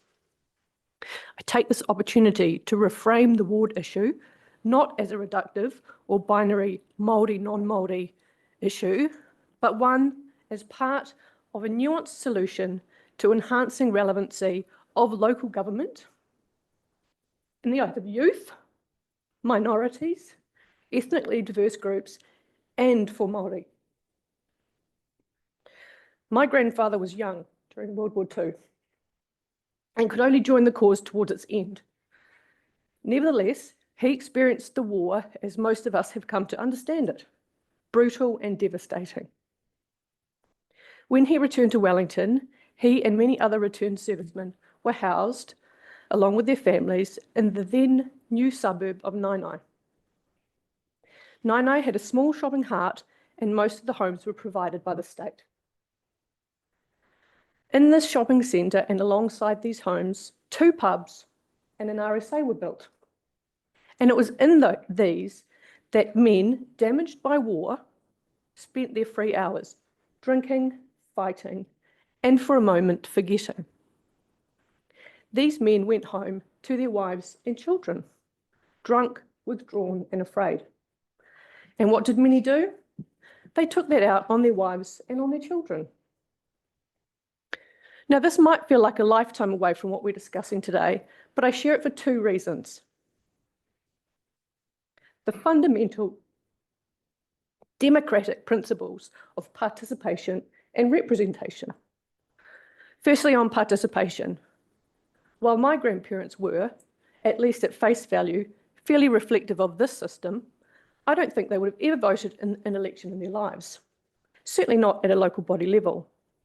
My grandparents were poor and too busy just surviving. What relevance could this institution have to them? Why would they bother? In council, we've talked about encouraging participation in democracy. We can be scathing about low voter turnout and not hearing from particular groups in our district. We talk about it, but we seem unwilling to deviate from the status quo to encourage people in. That said, we have seen tremendous engagement of our Māori community in the long-term plan, and that is down to the inclusion of one person in one role, representing many people. Secondly, on representation. As I reflect on the environment created in Nainai in the 1940s and 50s and through the decades that followed, I wonder about the decisions that were made by the many people in positions of power across many agencies that ultimately put wounded men, alcohol, and poverty in one place. What might the decision-making by a more diversely represented group in this process have looked like?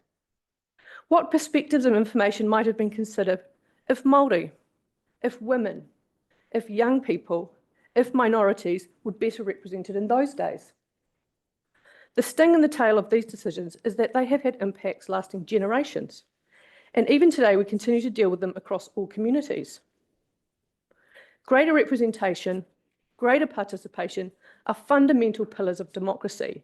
Yet we stand on the precipice of defining these two things as a weakness of democracy in our Manawatū district. In our long-term plan engagement process, we asked our community, what matters Manawatū? What matters is the decision of this council today. What matters is representation. What matters is upholding our Māori ward. And what matters is honouring Ngā Tapawai o Mātangi. Thank you, Councillor. Councillor Shaw.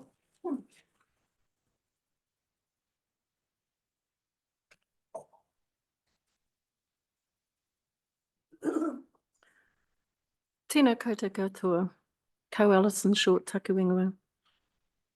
I would also like to acknowledge all of you in the gallery who have come today. Thank you so much. And also like to acknowledge the huge number of submissions that we had during our recent long-term plan. Excuse me, Councillor Shaw, can you just pull your microphone closer to you so we can hear? Thank you. Grant hadn't tapped on the table yet. Sorry. I do not support the disestablishment of Māori wards or constituencies either here in the Manawatū district with our Ngā Tapawai o Mātangi Māori ward or in any territorial local authority across the motu who have already established a Māori ward or in a council who have yet to establish a Māori ward's ability to institute one in the future. I believe the 6-yearly representation review process as it stands right now in the Local Electoral Act 2001, Part 1A, is the appropriate mechanism to confirm local government arrangements for councils across Aotearoa, New Zealand. This includes voting systems, number of elected representatives, the establishment of local boards, and whether a council area for electoral purposes only is apportioned to wards.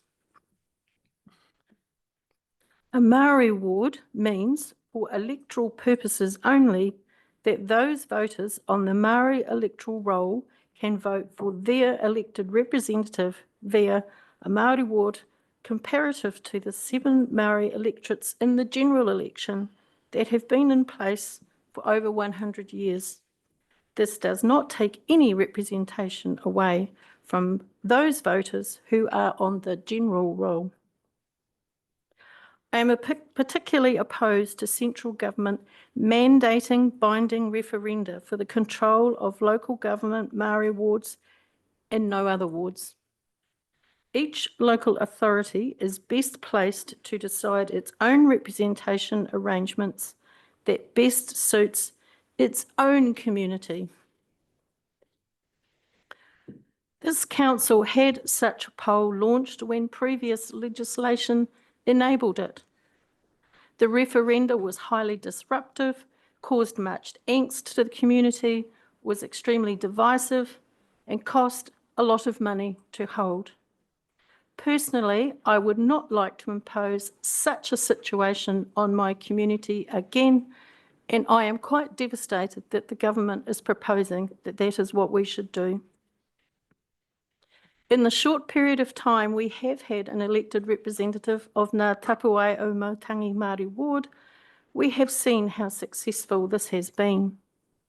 Even just 10 days ago, the strong voice of whānau hapu and iwi of Aotearoa through our long-term plan submission processes demonstrated much more confidence there is in the Māori community being able to meaningfully participate and contribute to local decision making. Today too, I would also like to acknowledge my esteemed former colleague, Councillor Barbara Cameron, QSM. Barbara had previously been the only person of Māori descent to be successfully elected to sit at this council table. Of Ngāti Kauanunu, Barbara made it abundantly clear that she was not mana whenua of this rohi and had no mandate to speak on their behalf. However, an elected representative of a Māori ward does have the mandate and it is right that they sit at the decision-making table. Lastly, I would like to recommend that the Manawatū District Council makes a strongly worded submission to the Parliamentary Select Committee expressing all these views. Māori wards have been exceptionally good for Aotearoa New Zealand, and the Tapuai o Mautangi has been exceptionally good for the Manawatū District. Ngā mihi nui. Thank you, councillor. Any elected members who wish to make a comment? Councillor Bell.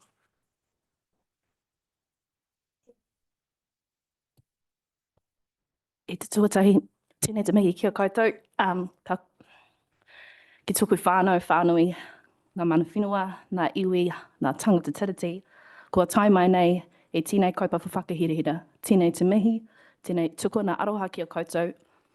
Huri ngā mihi ki ngā manu kōrero, ki ngā kai kōrero, i tēnei wā. Firstly, I just want to acknowledge the privilege it is as a councillor to see in the making a Te Tiriti partnership, a reflection back to us with Philippa, Dan and Meihana. What a beautiful moment we had the opportunity to witness and experience a community that set an example of what it's like to be side by side. So in that humble space, I'd like to address my colleagues. I want to reflect back to the recent Palmerston North City Council Deputy Mayor, Deputy Marshal Lobb's comments about equity and equality, because that is a conversation that is constantly put at this table by elected members here too. She spoke very well in her space that equity is about ensuring that everyone in the community has the needs and is resourced to succeed. The equality is the assumption that everyone is treated the same. I want us to reflect back at our long-term plan submissions. When the first time ever we had the kura o Ngāti Kauwhata put in a submission. Amo Rolls, our principal, sat at that table. She made a joke that the students are used to seeing possums across their desk. We giggled, because for us as Māori, it's easier to be comical than for us to feel whakamaun shame at the conditions that we live and we work and sometimes we learn in. We all laugh too.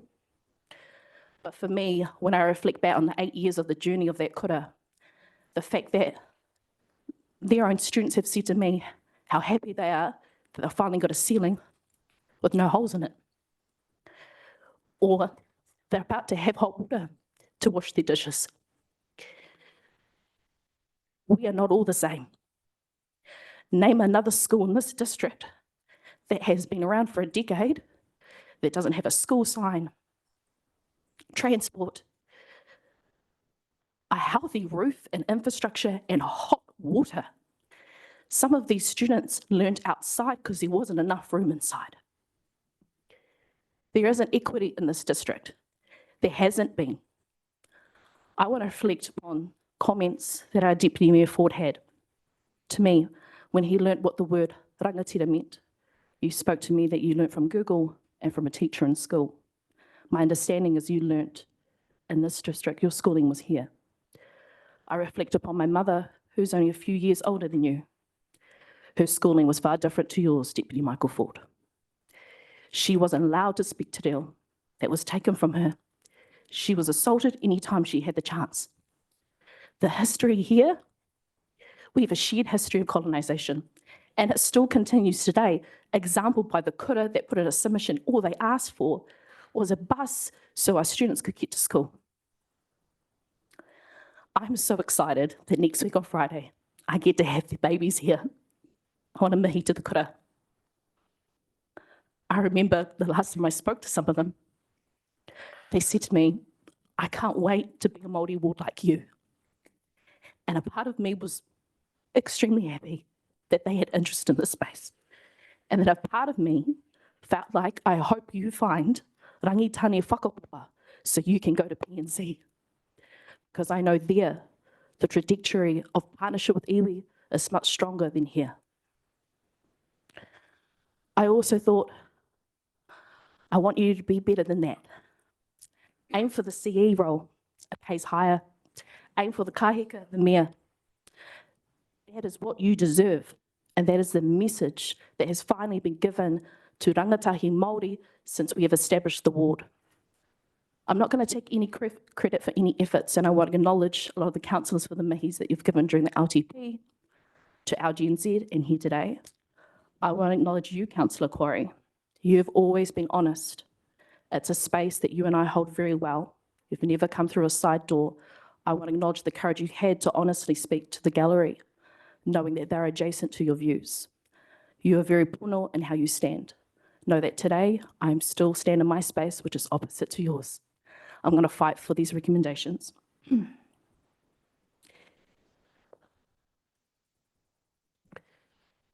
History is repeating itself with the current coalition government's announcement to marginalise Māori only and hold a referendum to be deliberate, with a deliberate intention to dismantle or to establish our right to our Māori views at this table.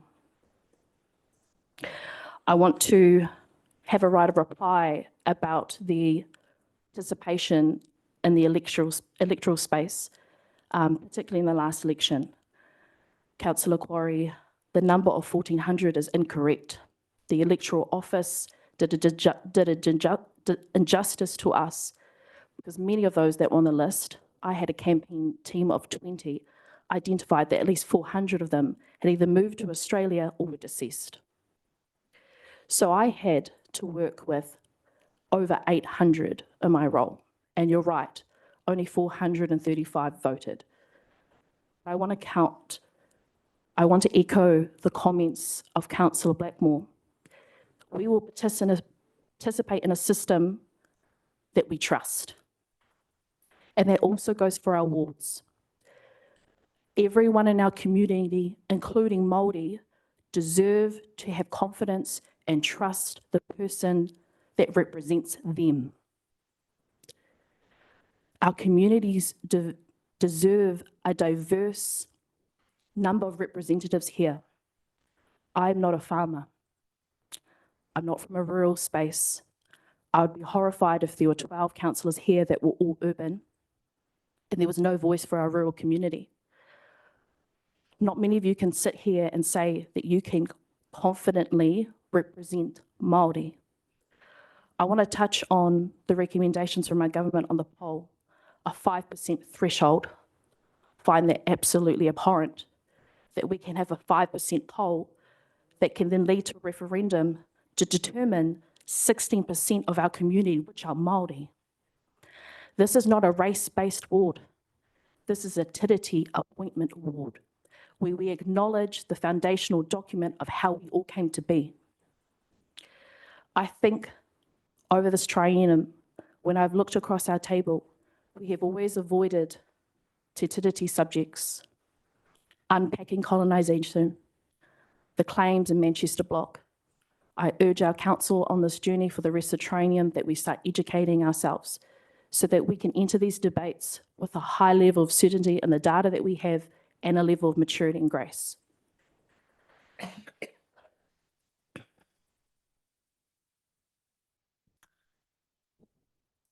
And regardless of the vote today, I still wish to encourage some of the councillors that feel that it is inequitable to have this ward to look at some of the details of the proposed bill.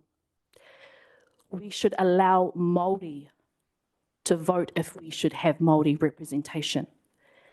It is barbaric to me that we will allow the majority of the community to determine decision-making processes and democratic rights of the minority.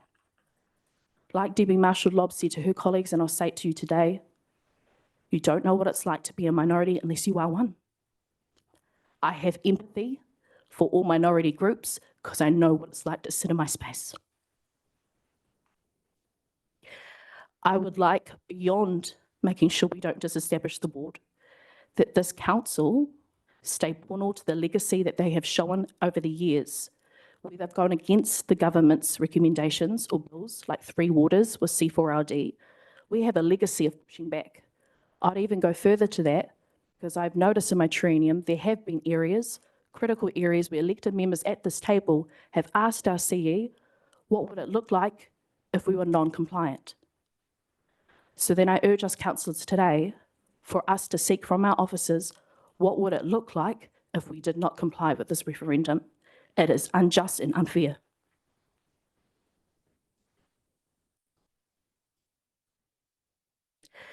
I'd also like to acknowledge the level of support from our tangata titi whānau in this district and beyond. I'm so overwhelmed with the texts, the emails, the messages. I haven't even been able to respond to you all, but I hear you and I thank you for standing with us and reminding us that you're on the waka too. I can't wait for us to join you all. Lastly, I'd also like to encourage our kahika, Her Worship our Mayor. Recently, Mayor Grant Smith and dare I say even Mayor Neil Holdham have come out strongly in the media supporting the Māori ward. I would encourage you to do the same, to be brave, stand with us, see this as an opportunity for us to stand with our mana whenua and our tangata tiriti allies. We should be going, not only submitting a submission, but going to the select committee as to why this is a divisive piece of legislation. I want to remind us all that since I've been here, representation has meant there has been no material harm to any other ward or community. There are adverse effects and harm to my people when we're not here. Think about the impact. Does it impact you? Who does it impact? Nō reira. To my whānau in the gallery, to my whānau watching, thank you for the privilege it is to sit at this table. To my colleagues, whether you agree with me or don't, it's a privilege to serve the space and also your communities too. Ngā mihi kia koutou. Thank you. Councillor Ford. Thank you, Your Worship, and thank you to those in the gallery and online for your engagement. I support a Maori ward. I will be voting not to disestablish our Maori ward. This council has had 3 votes on Maori wards in the last 3 terms, and 2 out of 3 of those votes have been in favour of having a Maori ward. We do have a Maori ward. Why then is the only vote that seems to be remembered the one against establishing a Maori ward, especially when that decision was reversed 2 weeks later? Why then is re-engagement by iwi and marae committees with this council so painfully slow and disappointing? Council's door has been open for the last 3 years since establishing a Maori ward, and in my opinion, iwi have not been playing their part in re-engaging.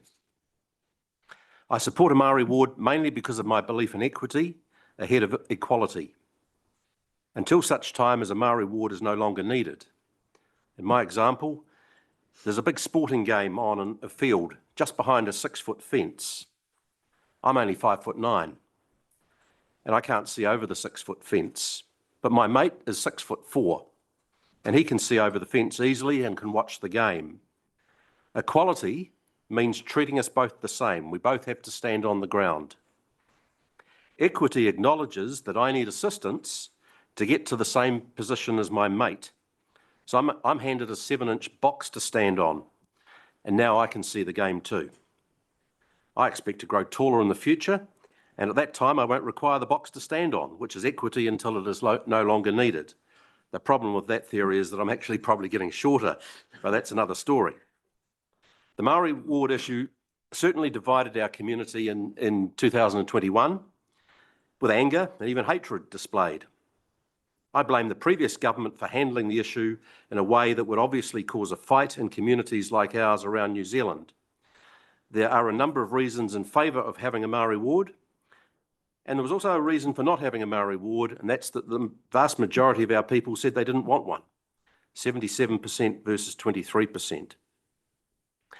But I consider that the new coalition government is also dividing our community by announcing that we're required to hold a referendum if we don't disestablish our Maori ward. On this issue, the current and previous governments are as bad as each other, in my opinion. They're playing ping pong with something that is very important, particularly important to Maori, and dividing our community each time they play. Wards are a way of splitting the district for elections only to try and fairly provide representation to different significant demographics.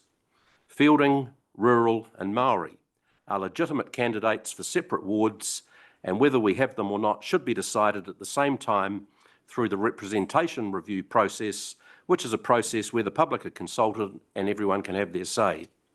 It should be decided here in the Manawatū. In summary, I support a Maori ward for equity reasons. The sky hasn't fallen in since we've had a Maori ward. Central government should butt out and let council decide this issue through the representation review process, as we do with geographical wards. And it saddens me that our community will probably be at loggerheads again.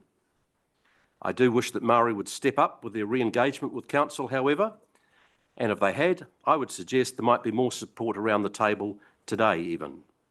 Instead of waiting until we agree on everything, and we likely never will, we should engage positively, agreeing to respectfully disagree on some matters and focus on the many things that we do agree upon and work together to make our Manawatū a better place for iwi, Māori and everyone else in our community. I also support a carefully worded submission to the government opposing the referendum for the reasons above and acknowledging the range of views that our council has on this issue, views that I respect but disagree with. And I'll also defend anyone who believes in equality against accusations of racism, despite personally believing in equity. You can't be racist if you believe in treating everyone the same. Once again, I support the recommendations. Thank you. Thank you. I'd like to give my view. I also support all 4 recommendations. I don't support, again, government interference in local council and communities. I also respect our heritage and the need for equity, as outlined by our Deputy Mayor, the need for us to move forward together, encouraging participation. I also note that last time we had the discussion on Maori wards, there were iwi around the country who told their local councils, we don't want a Maori ward. So we also need to understand that one size doesn't fit all. But in our community, I support that we continue with our Maori ward. And like the Deputy Mayor said, I encourage participation. The door has been open and I invite iwi to engage and participate. Thank you. Her Worship, can I have the right of reply to Deputy Michael Ford? Thank you, Councillor Hadfield. Yeah, thank you, Your Worship. Look, I was at a point where I wish to, as the Chief Executive informed us, there's some officers' recommendations in front in here, and actually I'm at a point where I wish to actually move a motion, if I may. I think I'm entitled to. So I would like to move that Council does not support the disestablishment of the Ngā Tapawai Umatangi Māori ward. So you're seeking an amendment to that recommendation? No, there's no, we can't, my understanding is there can't be an amendment to a recommendation because correct, it's nothing until I've tabled correct. A motion. It hasn't been moved and passed as worded there, so we take that yours as a motion. Yep. Is there a seconder for Councillor Hadfield's? Thank you. Councillor McFadyen. Thank you. And Your Worship, if I may, I'll exercise my right to speak to that. And the reason that I have removed the words of Maori wards or Maori constituencies, I believe that that topic is best suited in item 4.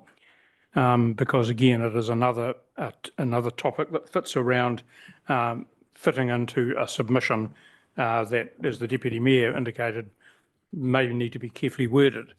So the other reason for that is that the officer's recommendation, in my view, well, let me step back on that. I think, you know, we're dealing with the Manawatū District Council here, and specifically, as I said in my opening address, the two options we've been given, I'm now tabling a motion to actually, as a Manawatū district, I'm taking out any reference to other communities, which by inference that other wording does. And that's my reasoning for actually suggesting that that goes into number 4. You know, our responsibility is the Manawatū district. So I would, to be honest, struggle to support the wording as has been recommended by officers, but clearly I'm happy to support what I've actually moved. So I want to be clear on that. So I don't find that the other wording in there is useful to making a one-on statement that says Council does not support the disestablishment of the Ngā Tapawai Omatangi Māori ward, and I think other topics are best suited elsewhere. I'll thank my colleague for seconding that. Thank you. So we have a mover and a seconder for, is there any further discussion around this recommendation? Yes, Your Worship, I would like to have the right of Councillor reply Bell. to Deputy Michael Ford. There has been a comment through the RTP session again today about the disappointment and frustration that you've experienced by the lack of iwi engagement with council. And I just want to counter back to that, Pano. We have never had Marae submit to the long-term plan process. Out of the 12, we had 11. We've never had our Te Tiriti partners, Te Kōtuireo, that once were called Ngā Manu Taiko, participate in the long-term plan. We have had a Laguima. Today we've had public forum or deputations, however you want to describe it. We've had 70 rangatahi participate in what they want at a council event. I believe we've had more engagement than we've had at any other time.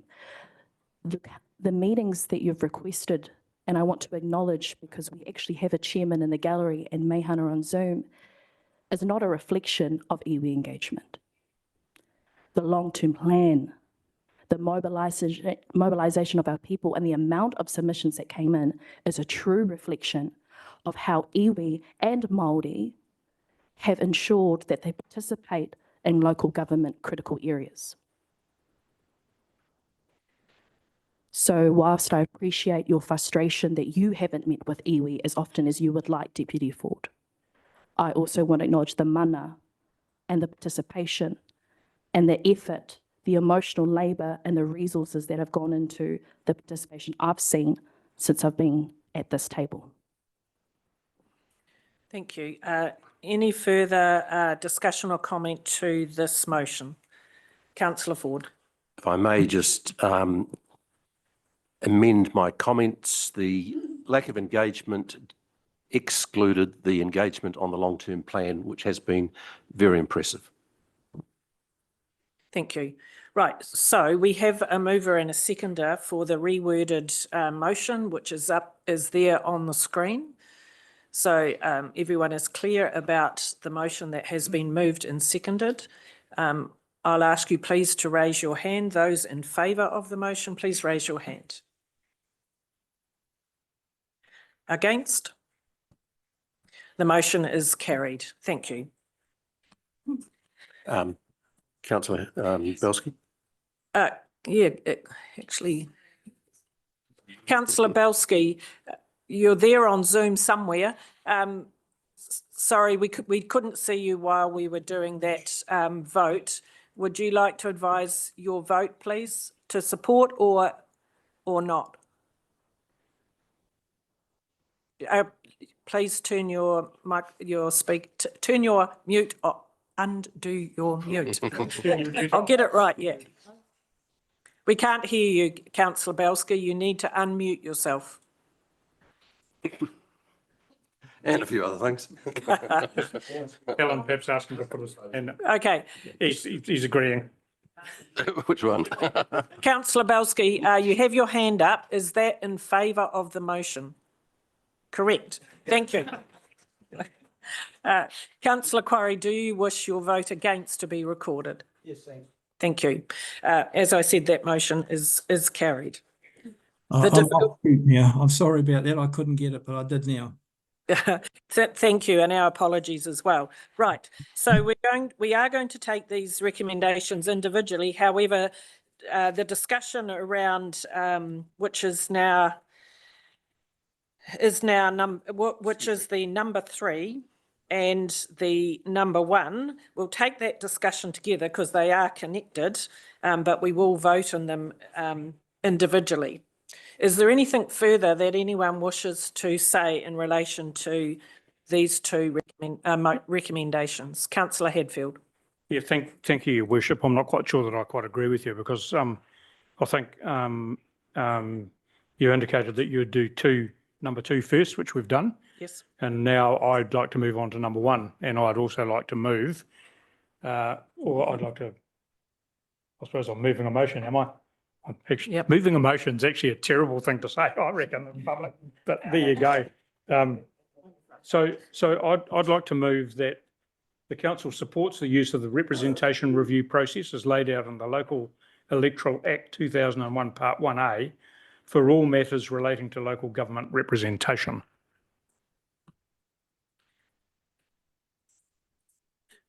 Thank you. So your motion is dropping the words on the recommendation, including wards.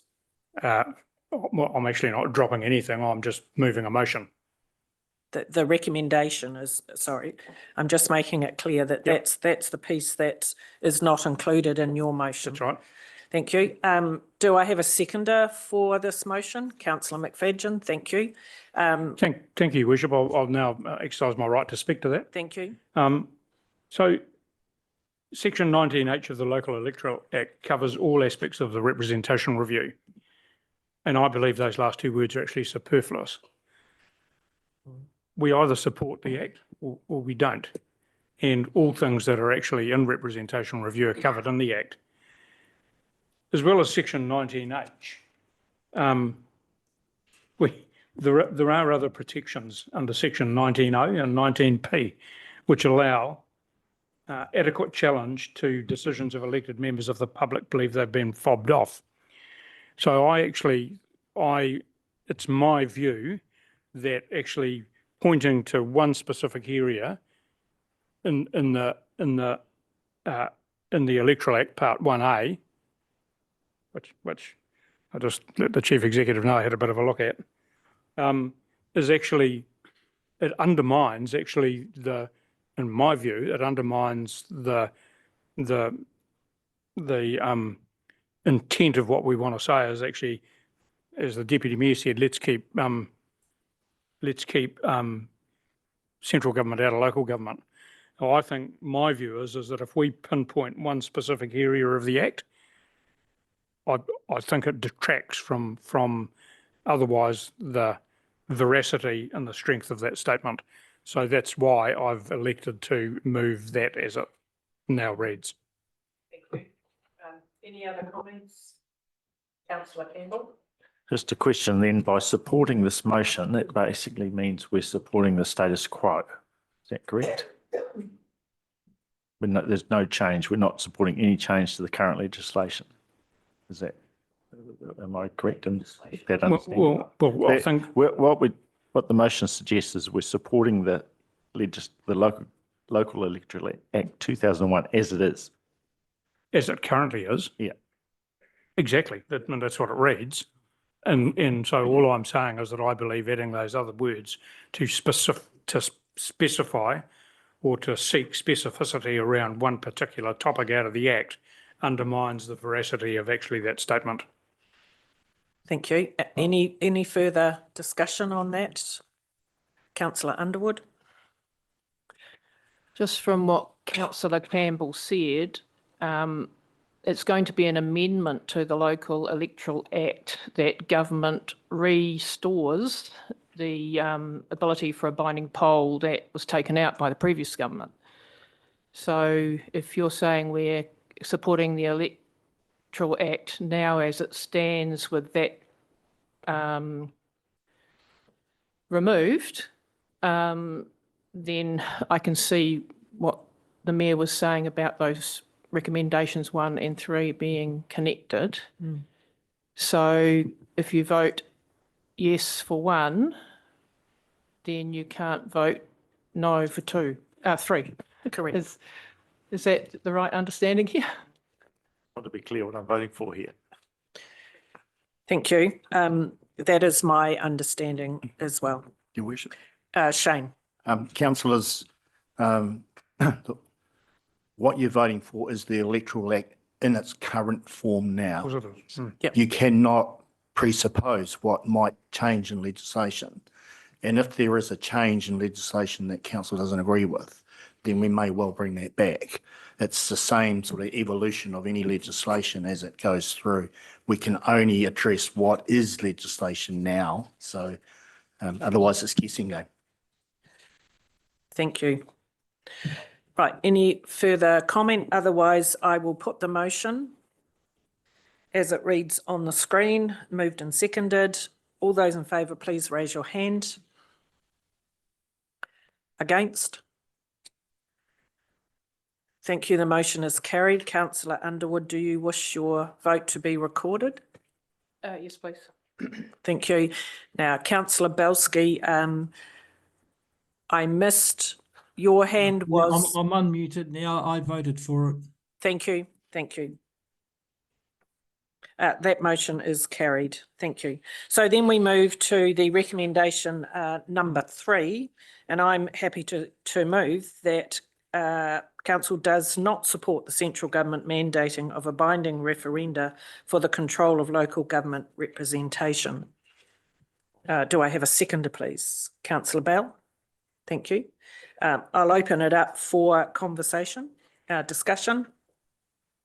Councillor Underwood. Sorry. Thank you. When I campaigned, this was one of the things I campaigned on, and that was not having central government interfere in local government decisions. So I'm very conflicted on this, and but I believe that the previous government did wrong in removing that ability for a poll without consultation with the public.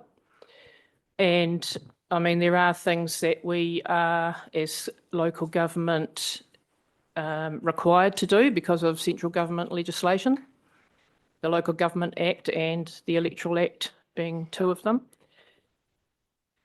And I believe that the poll that was held, which had the 77%, was it, in favour of not having a Māori ward, I think great damage was done to the community by council at the time ignoring that poll and voting for a Māori ward. And I believe that it caused division and it caused anger and resentment, as well as there were other legislative changes by the previous government that did the same. So while I'm, as I said, not in favour of central government mandating us and telling us what to do at local government level, I believe that a wrong has to be righted in that the public, the community of Manawatū need to be consulted again. And I would hope that the result of that poll, with what we've seen from Councillor Bell's performance, probably not the word I'm thinking of, but your being in council, I would hope that that result would be different. Thank you. Any further comments, Councillor Hadfield? Yeah, thanks, Your Worship. So where we've got to, I think we've made good progress on 1 and 2. That's really good. And I think really 3 and 4 now sort of fits together in a way, is that, in my view, this is where the dilemma comes in, because what two opposing views within the community, and for a variety of reasons, and I'm sure colleagues you'll recall that on many occasions I've made comments about the nitwits in Wellington that make our life very difficult, and I've never been ashamed or abashed of actually saying that. The problem is here, for me, is that whilst in the past we've submitted to government on many issues, where council's been divided and where we've felt the community's been divided, we've actually indicated that and with very careful wording. And I believe, as much as, again, it may be unpalatable to some, I think where the community's divided, and probably where there's no definitive agreement around the table, I find it quite difficult for council on behalf of the community to proffer what I call a representative view. That's actually quite challenging, I believe. So, I'm fully supportive of making a representative statement that combines, 3 and 4. But I think, to be fair to the community, we do need to point out, and if somebody's a great wordsmith, we do need to point out the fact that, there are varying opinions within the community. And I'm sure collectively, we've all been the recipients of those varying opinions. So my real challenges here is the ability for council to be able to proffer a representative view. Thank you. So we're going to the motion on the table. Any other comment in regards to this? Councillor McFadyen. Thank you, Worship. Yeah, I'm also conflicted on this, that I took an oath to represent everybody in the community. And it was very, very clear yesterday very clear that, of course, and we've heard how there was a referendum with 77%. And it was very hard for me to sit there and say, well, what are the true views of our total community? So as at yesterday, I felt obligated to support the referendum, to make a decision because the referendum was in place. The problem was it expired last night at midnight because it's exactly 6 years old. So it ceases to be live. So the previous resolution does not apply in this case. Thank you. Councillor Blackmore. Thank you. I support the recommendation as it's written. I think there's, a number of points have been discussed about central government overreach and the previous outcomes of certain referenda. My concern is that further referenda on this issue will not contribute to any healing in our community. It will be further divisive and only worsen the situation we might have now. Thank you. Any further comment? Otherwise, I will put the motion. Councillor Ford. Yeah, I support what Councillor Blackmore has just said, and I think this motion is different to the final one. Correct. So I think the careful wording applies to the final one, but I think this is this wording is quite appropriate in my opinion. Thank you. Can I just ask? We've got that it has been moved and seconded. Is that actually correct? Yes, it's correct. Okay. Councillor Hadfield. Yeah, look, I'm conflicted on this one, to be honest. Along the lines of my colleague Councillor McFadyen, and clearly my personal preference was to inculcate this topic into one topic area around making a submission to the select committee. So I've got a very personal dilemma here, and I'm just not quite sure what I'm going to do yet, to be honest. I'm probably actually, I understand the sentiment behind it. I can help you, Don't councillor agree with the Hadfield. motion, and so I'm probably I'll let you know what I'll do when I do it. Thank you, councillor Short. Thank you. I'm not sure if I can help those that feel conflicted, but I will give it a go. Oops, my screen's just gone. Sometimes we feel when we're speaking on behalf of the community, because we're elected by the community, we feel we have to go with the majority. But sometimes we actually have to do what is best for the organisation and best for the community. Don't let the noise of a lot of people who said, oh, I don't want a Maori ward, and the referenda that was held, determine what is best for our community. We're elected to decide what's best for our community, and we have much more knowledge and insight than someone who bumps into you at the supermarket or the service station to express their views. So sometimes in governance, you've got to be brave and do what is right. Thank you. So with that, I will put the motion. It's been moved and seconded. All those in favour, please raise your hand. Against? Right, so councillor Quarry and councillor Belsky, do you wish your votes to be recorded? Yep, yes. And councillor McFadden. My apologies. Intend to abstain, Your Worship. Abstain.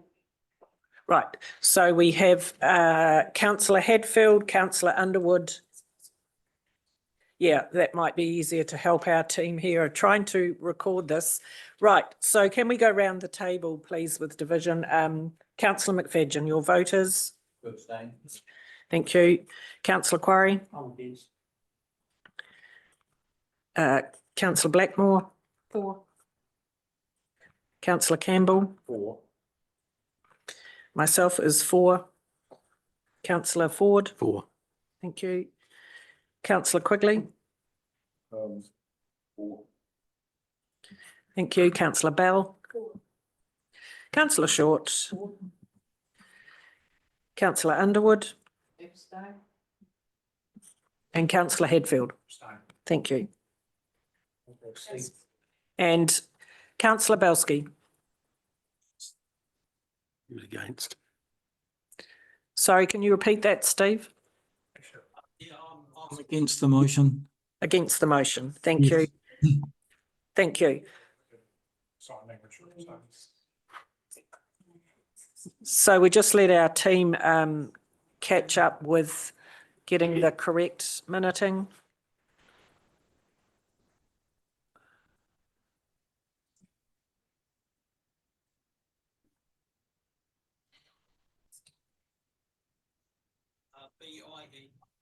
Yeah.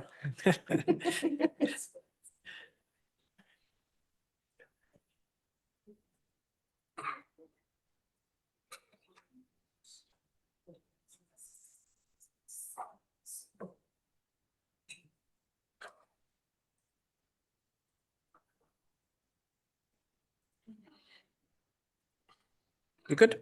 Great.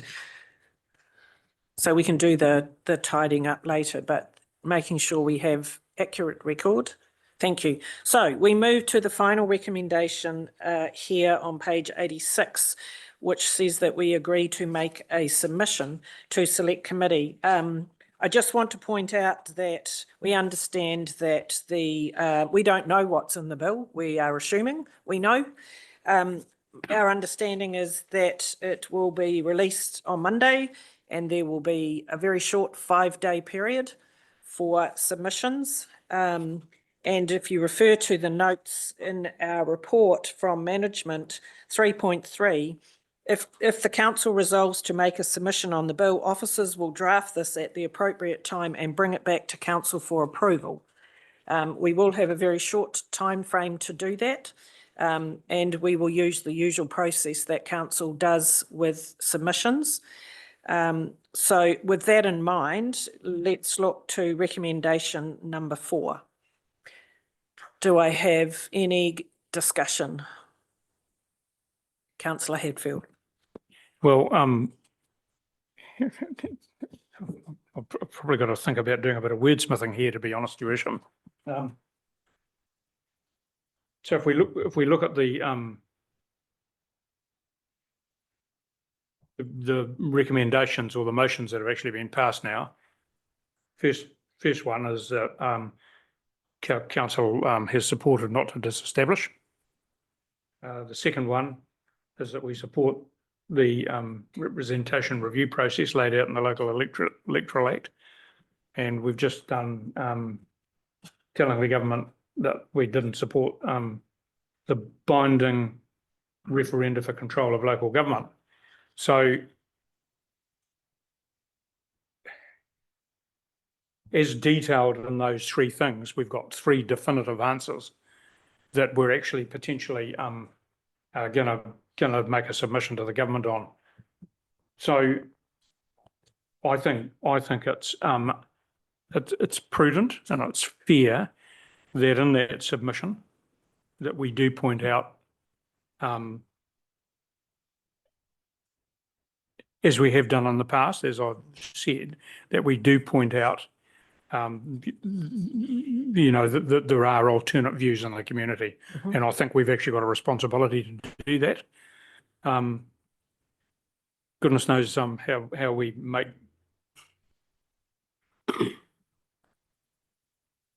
so we could probably use the words that are there and add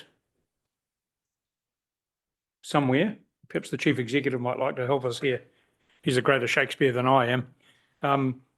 That we do point out in that submission that there are either alternate views or divided views or whatever in the community.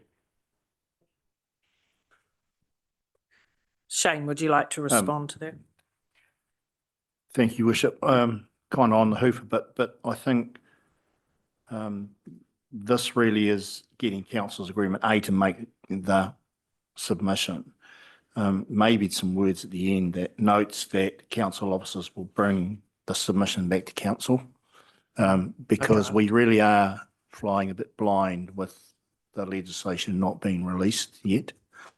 So I think, this was in the report, we deliberately said that we would bring the submission to council for approval before it's submitted. And it's not just about potentially those 3 things, but was to include that. So perhaps at the end, go some words on that. Yeah. Yep. Okay, Your Worship, I'll have a crack at this, and I'd say I'd move that we set aside recommendation 4 and await. What were your words?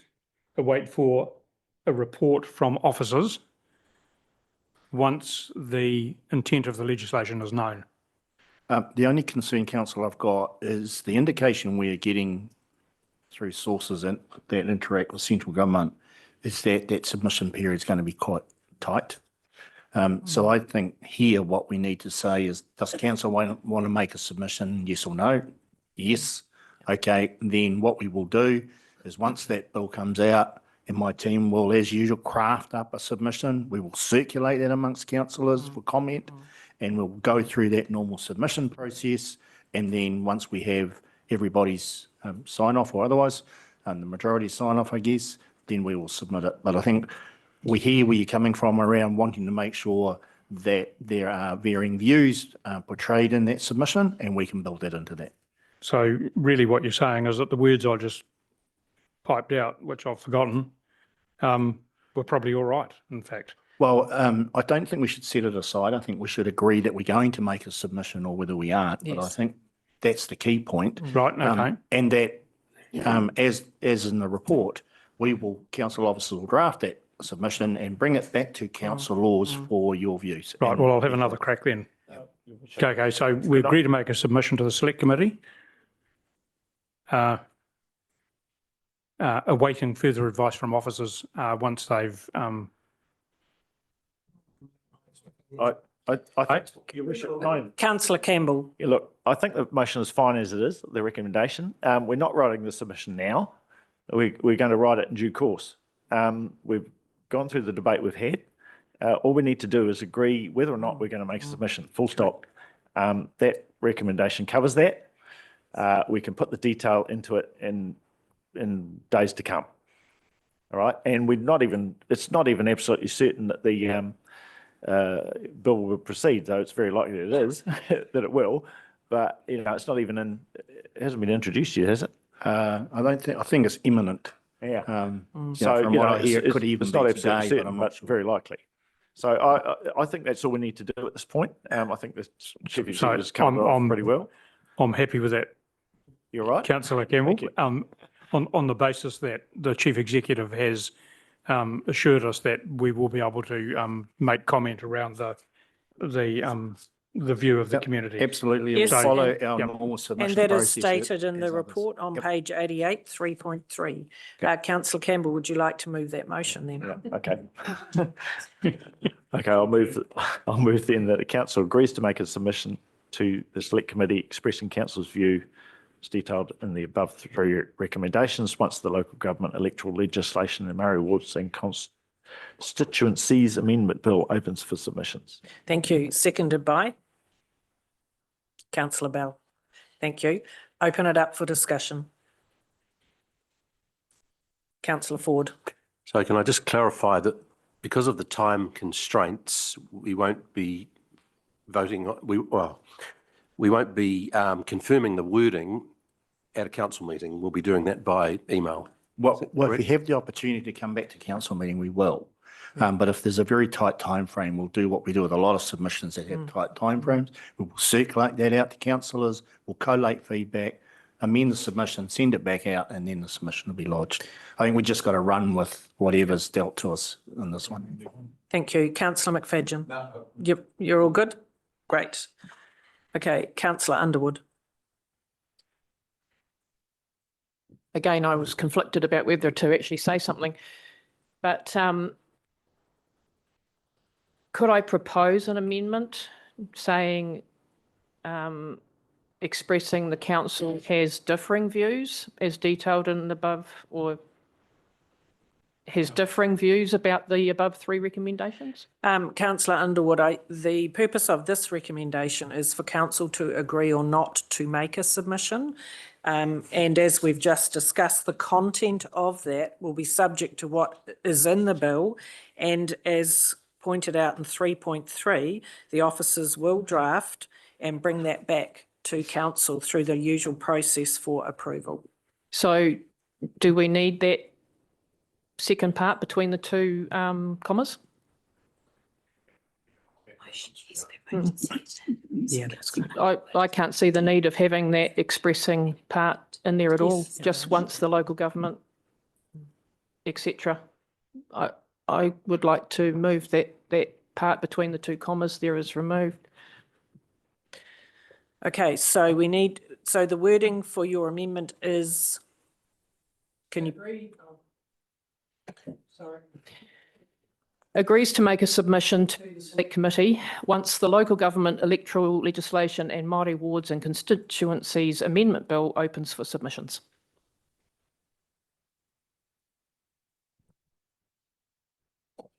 Okay, is there a seconder to that amendment? Councillor Quarry.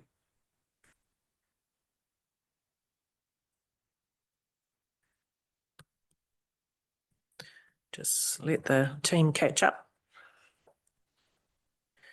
So we have an amendment that has been moved and seconded. Any further discussion to that? Otherwise, I'll put the amendment. All those in favour, please say aye.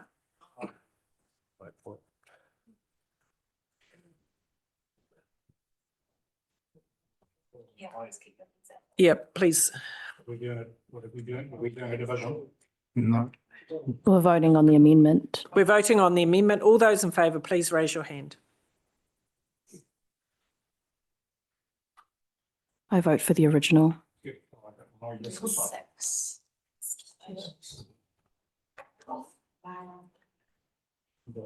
So the amendment ones, we don't review the other ones. I'm going to abstain, I think.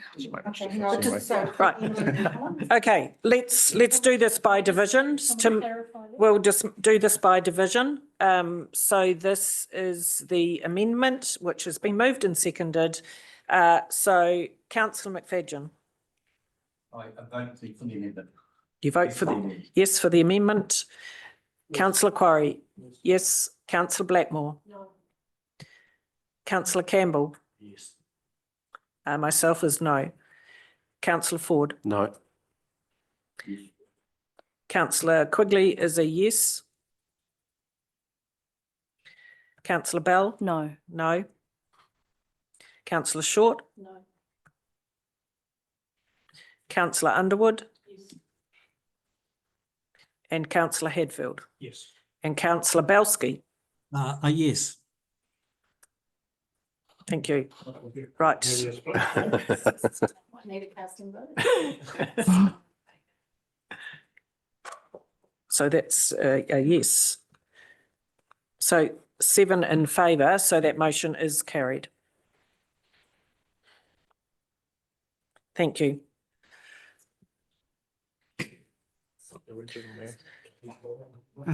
Right. Oh, you beat me. We've Councillor Short. So how will those that voted no for the amendment, how will it be captured that we supported the making a submission? Because it looks like we're against making a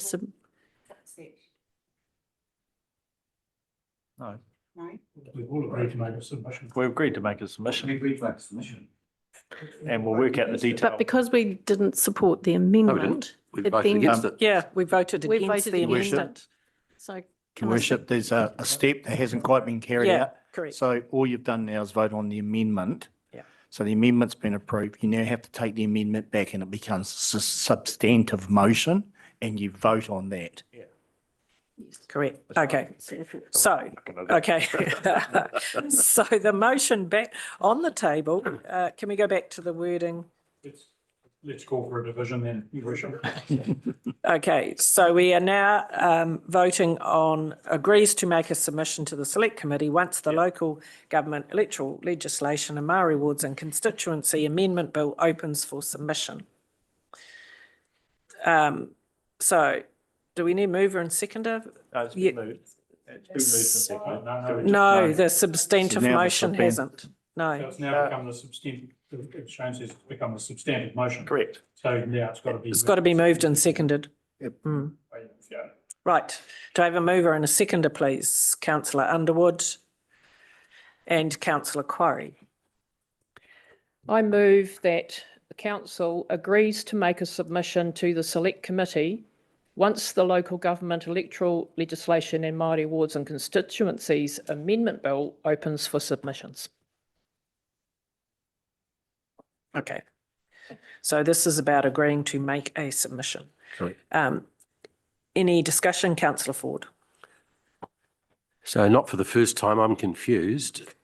So it's really interesting. We've got moved Councillor Underwood, seconded Councillor Quarry, who've kind of been opposed to some of the the previous motions. So are we saying that it all comes down to the wording? Because I'm predicting we're going to have a problem that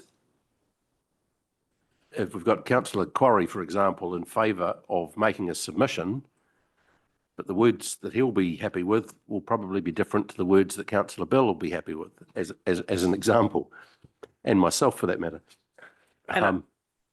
So, yeah, I'm wondering, because I think everyone's going to vote for this. I'm assuming everyone will vote for this, the new substantive motion. Maybe I'm missing something. Shane. So how we form the submission will be dependent on where we go to, but this is just agreeing now that the substantive motion is just agreeing to make a submission. Yeah, It's correct. going to be, I think you're right, Councillor Ford, that it will be challenging to craft up a submission that everybody might agree with. However, I think the point made earlier is relevant where those councillors don't agree with what the majority say, that's also spelled out in the submission. Correct, and that's what Councillor Hadfield was pointing out, that we have done that with previous government submissions to say that there are differing views and they are this and this. Councillor Hadfield. Look, you're quite right, Your Worship, and I've got actually every confidence in officers' ability to actually craft those words as they've done in the past, and I think we'll get something that's totally articulate and makes sense. And at the end of the day, we'll do the usual thing that we do with these things. We'll all comment, and we will come to a position where most of us agree, possibly. And that's what we've done in the past, and that actually makes a whole heap of sense. As I say, I'll just reiterate, I've got absolute confidence in the officer's ability to capture, as the Chief Executive has indicated, the views that have been expressed. Thank you, Councillor Campbell. Council has already made 3 very clear recommendations by way of motion today, and they therefore are now council policy, and they must be included as the core of the submission. That's just the way it follows. So it really, that's why I wasn't too worried about the amendment. I didn't see much difference between the 2 motions anyway. It would just go ahead and draft the thing based on the 3 motions we already passed, and there may be some further information added, noting the varying opinions across the community, but the basis of the submission will be on the 3 motions that we've just passed. Thank you. Right, so we have the substantive motion there, which has been moved and seconded. All those in favour, please raise your hand. Right, that is unanimous. What a happy family. The motion is carried. Thank you.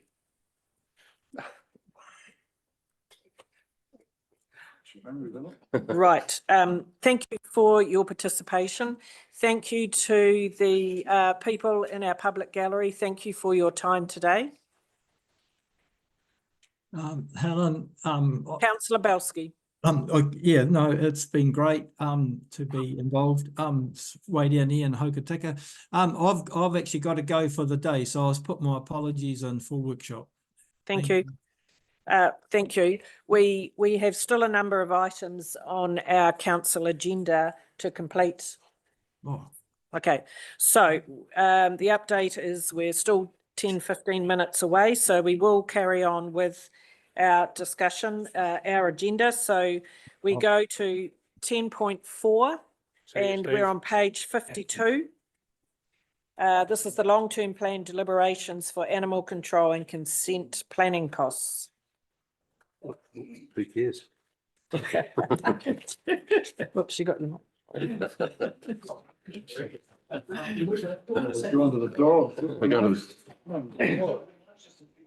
Yep, and that's a good point. Let's take a 2-minute break. Please do not go out of the room.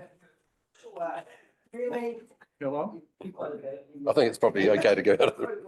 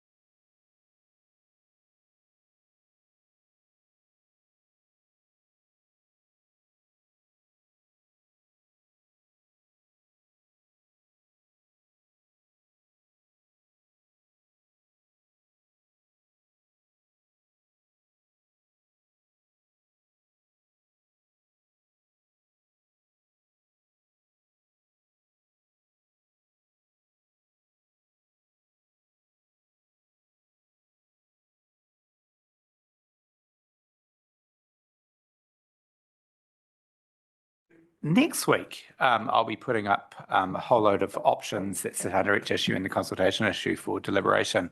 But we've actually got to bring two to the table today because we need to set the funding mixes for animal control and consent planning today to meet statutory timeframes that we need to do around setting of fees and consultation of fees as well. So that's why we're bringing these two issues to the table a little bit earlier than the others. So what we're asking today is for Council to adopt a position on the funding mixes that we proposed as part of the consultation document around animal control and consenting. So I'll just run through the submissions that we received on both of those issues. So for animal control fees, we proposed option A, which was the status quo of a funding split of 40% rates, 60% user fees. And our preferred option was option B, where we changed the split to be 20% rates and 80% user fees. So this is a general kind of shift to push more of the burden onto user fees that as a council we preferred. Submissions supported that shift to user fees. So out of 266 written submissions that we received on animal control, out of the 266 written submissions, 158 provided feedback on animal control, 30 of those supported option A, and 120 supported option B, which is your preferred option. So that was the splits of submissions for that one. For consent planning, we received 144 written submissions. 25 of those supported option A, which is the status quo of the current funding split of 70% rates, 30% user fees, and 119 supported option B, the preferred option, which was to change that funding split to 50% rates and 50% user fees. In summary, the majority of submitters supported the council's preferred options for both of those, which was option B. I have to confess a mistake that was in the consultation document. So on page 75, which was on consent planning, we included a table which at the top of that table, it had an incorrect funding split. It was the only mistake in that table. All the other numbers were correct, and we had the correct split in the feedback form and in other documentation we sent out. But because we put that, because there was an error there, what we are intending to do is when we consult on the consent planning fees, we will just note as part of that consultation that there was that incorrect split stated in the CD, and we'll state the correct split. So what that means is that if people have an issue with the funding mix, they can have an opportunity to comment on that. And it still means we get that 1 month consultation on that issue, and also it sets the fees for us as well. Okay. Thank you. So with that and the information there, are there any further questions, comments? Councillor Hatfield. Yeah, thanks, Your Worship. Just on 7.2, if I read this correctly, you're saying if we voted for option A, we'd need another 192 grand? That's right, councillor. And the other one, we'd need another 400 grand. That's right, of rates. Yep. General. Right. So what combination you're of saying new is that agency if we vote for A, 7.09 is bollocks. Yep, we put the rates back up Yeah, because righto. remember our preferred Righto. options is. Thank you. Yes. And Let's get remember on with that, and remember the preferred options that we did go out to the community with. Thank you. Right, well, I'm happy to move something if you want me to. Councillor Underwood. With 5.1 about the consultation, this consultation is talking about in regards to these fee increases. People who are affected by it have an interest in will be provided reasonable access to the information. Is there any thought to advise dog owners, developers separately to just normal general? So if I can answer that, Your Worship. Yes. With animal control, in reality, we are sending out the notification early because when it gets to 1st of July, I think it is, it actually becomes an invoice. So we actually send it out early because it actually becomes the invoice and it gives them a period of time to come back to us. That's actually our normal process. So once you've adopted the funding splits, whichever one you choose, we are just going into our normal process with notifying animals, dog owners that this is the price for next year. So it's not an additional consultation, it's our normal process of notification, I think it's actually called. Thank you. Yes. So they'll notice a price increase, but they won't be aware that it was as a result of the long-term plan consultation. No, but I'm thinking just off the cuff here, we could absolutely do some stuff through Inteno in our Facebook page and that kind of thing. But no, on the format that goes out, which I mean, it's not technically an invoice; it becomes an invoice once paid. It's what? Sorry. Pro forma. Yeah, I think it's got a. I think it might be the pro forma. It's got a particular term. It's quite a standard format. I don't believe we have any ability there to kind of say this is because of. If we started to do that, it would also be because of. We'd have to write. It's also interest increases and a whole list of things. So yeah. If I may. Yes, Councillor I'm Underwood. just trying to get a bit of an understanding of it. So they get an invoice, they see, or pro forma invoice, they see it's up from last year, but they're not aware that it's because the funding mixes have changed. So how do they, if this is a consultation, I assume they're being asked for feedback. How are they aware of getting the process of giving feedback? It's just through the Facebook page or the. I actually think under the legislation and the CE might be more up with this. I don't think actually the animal control fees are consultation. They're a notification process. So we are notifying them of the prices.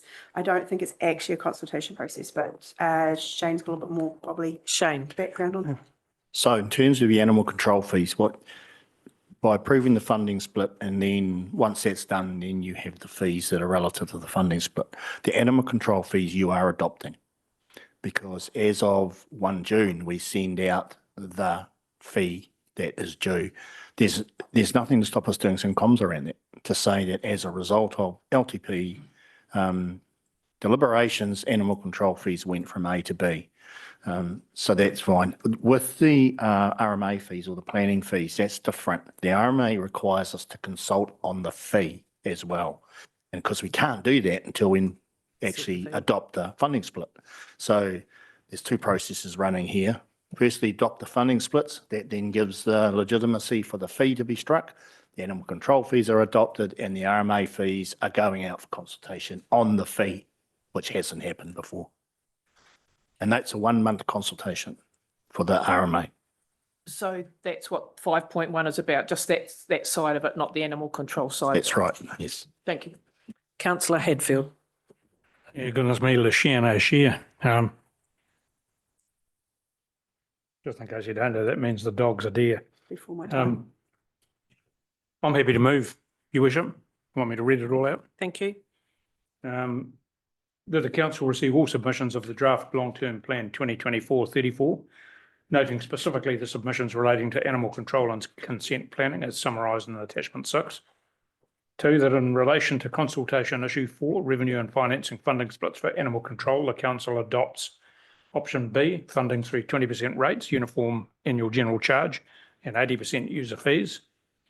3, that in relation to consultation issue 4, revenue and financing funding splits for consent planning, the council adopts option B, funding through 50% rates, mix of general rates and UAGC charge, and 50% user fees. Thank you. Do I have a seconder, please? Councillor McFadyen. Any further discussion? Councillor Ford. Yeah, I'm just being difficult, but shouldn't we vote separately? If you wish to do that, we can take them. I don't really want to, but I think it should. I don't want to either. So Right. So on that basis, let's do that. So we've got recommendation 1, and then the first of the splits is around animal control. Can I make a comment on that, Your Worship? Yes. Just a procedural issue. I've actually moved a motion and it's been seconded. If the Deputy Mayor wishes to actually amend that, he's quite welcome to table an amendment to that motion. That's right. I'm sure that's covered in standing orders. I'm not going to, no. Thank you. Right. Any further discussion? Otherwise, we do have a mover and a seconder. I'll put the motions. All those in favour, please say aye. Aye. Against? Motion is carried. Thank you. Well, I think aye and nay, but simultaneously it came out more aye. Right. Let's see if we can get these next two done. We're on page 61 and this is seeking by resolution to adopt the animal control fees. So you have the paper there. Anything, team, you want to add to that, Amanda? Just that you would now remove one of those recommendations, obviously. So you've pretty much got one recommendation. So this is the animal control fees that would go out on the notifications. It's the normal part. We will publish these on our website and they form part of our fees and charges that get published on our website as well. Thank you. Any discussion? If not, can I have a mover and a seconder, please? Councillor Underwood.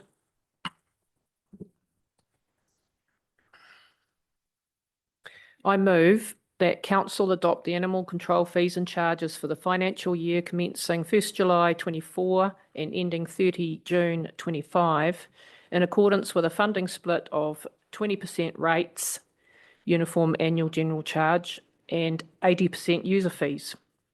And as per the fees and charges detailed in attachment 2 to this report. Thank you. Do I have a seconder? Councillor McFadyen, thank you. Any further comments?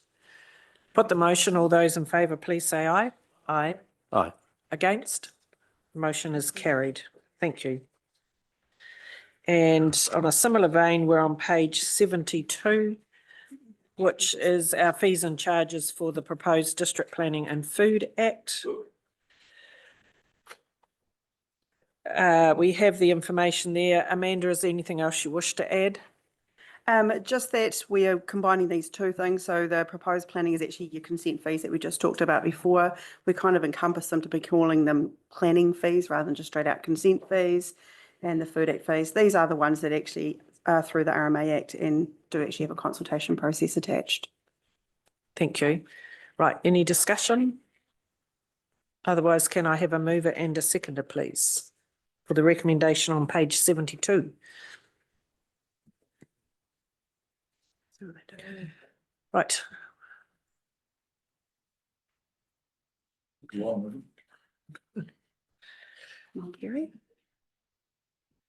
Anybody Your move? turn.